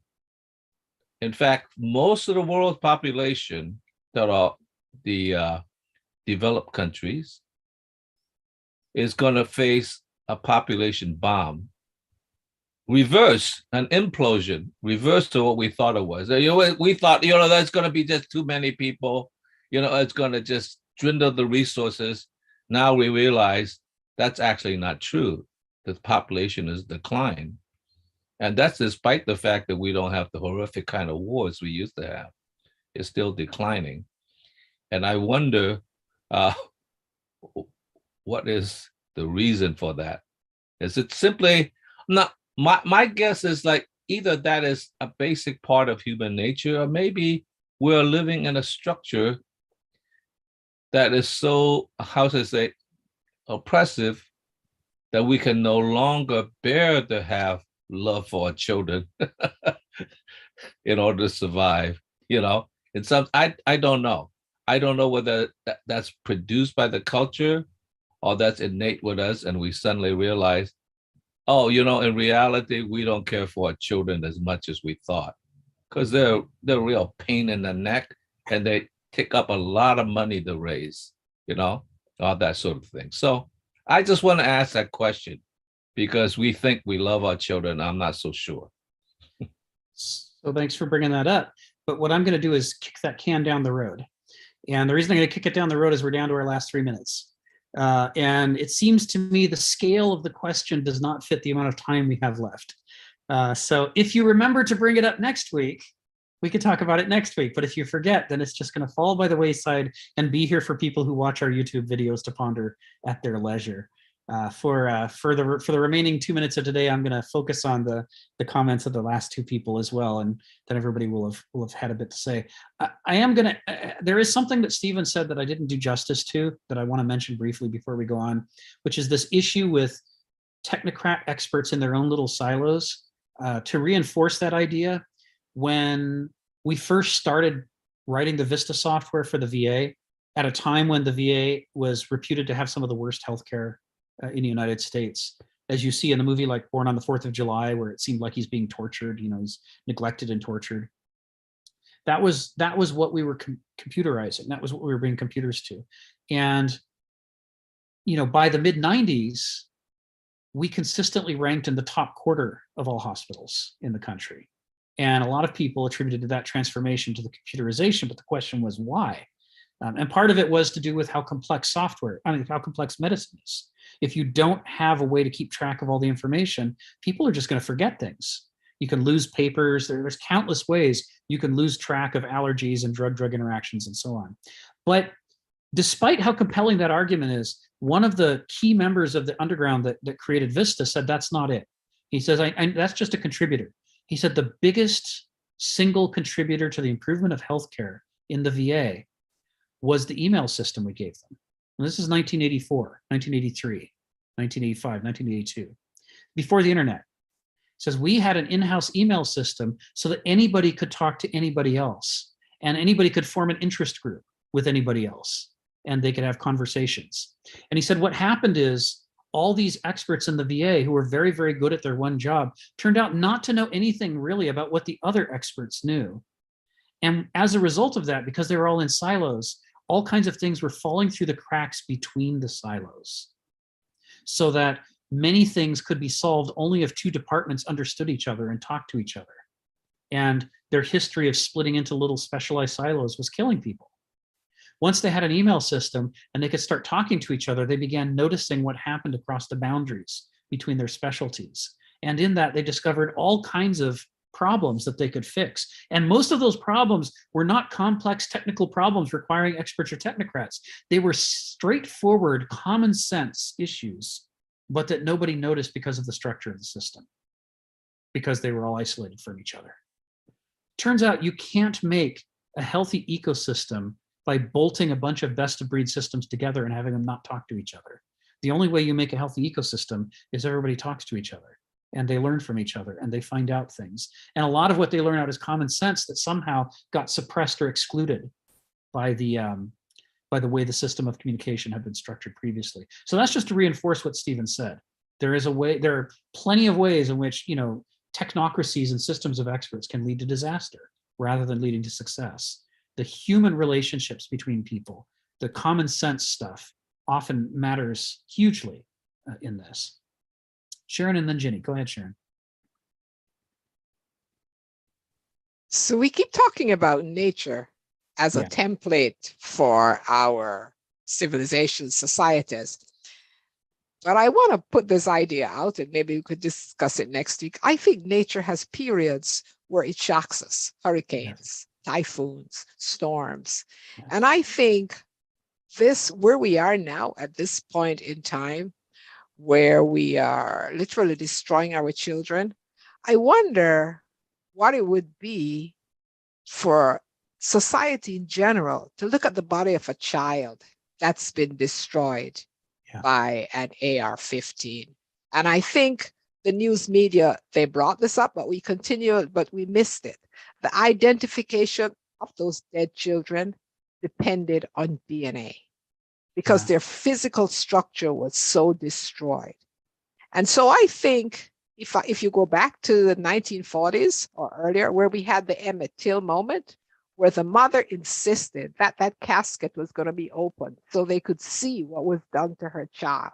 And that became the focus of the civil rights movement. I think this society needs something to shock it out of its place. Thank you, Sharon. And we'll wrap up with Ginny. Go ahead, Ginny. The question I have is something that can't be discussed. I think we'll have to wait until next week, but I do have this question. Is there a way to do away with Second Amendment? Is there a way that we can change and get rid of an amendment that is just out of date? That Second Amendment was written in 1776, hundreds of years ago, when life was completely different, society was completely different, the makeup of the society. So legally, can we just get rid of the Second Amendment? I'm just curious. And then the other question I have is, you have access to Kenneth Smith, just anytime you feel like talking to him, you can talk to him, Rick? Well, I mean, if he's not busy doing something else, we're friends. Oh, well, I need to meet him since he's in Austin. I'm going to try to get him on these calls. Okay. So anyway, the Second Amendment, that's just, I've been wondering for a quite long time, how it's outdated, don't you think? I mean, it's an outdated amendment, right? You're right. I mean, that was useful when people went out there hunting to put dinner on the table or whatever. Yeah, thank you. Yeah. Right, I mean, you're right that this is a huge topic, and we can't possibly do justice to it in the time. Right. I'll see if I can remember to bring it up next time. Yeah, that'd be good. That'd be good. Thank you. Thank you. Yeah. So, one thing that I should say before we wrap up for this week that might be of interest to people is that Kenneth called me back and left a message saying, I actually owe him a call. I'll probably call him after this, that he's working on a new book. He wants to do a book on Hegel, who hasn't had a really good treatment in the English language yet. And he's just, his brain is percolating. He's got all these ideas for chapters to talk about different parts of Hegel's philosophy, in a way that you can't really read in contemporary English books on Hegel. So I'm pretty excited about that. So we might start working on that in parallel with this seminar, so that would be available when we wrap up the seminar on this book. We might have a Hegel book to start diving into. So I should also mention, which I think we did a year or two ago, that he started a book on Heraclitus 10 or 15 years ago as well. And that was also never finished. In fact, he started a pair of books on Heraclitus. So we've got some additional very interesting materials that we'd like to put into shape. But I just thought that this would be the right one to do right now, because the framework of possible ways to interpret worldviews that's made possible through Millennia and Microcosm is just so helpful. It'll really help in understanding anything else. So anyway, I guess that's a wrap for this week. Thanks everyone for being here, and we'll do this again next Monday. Okay.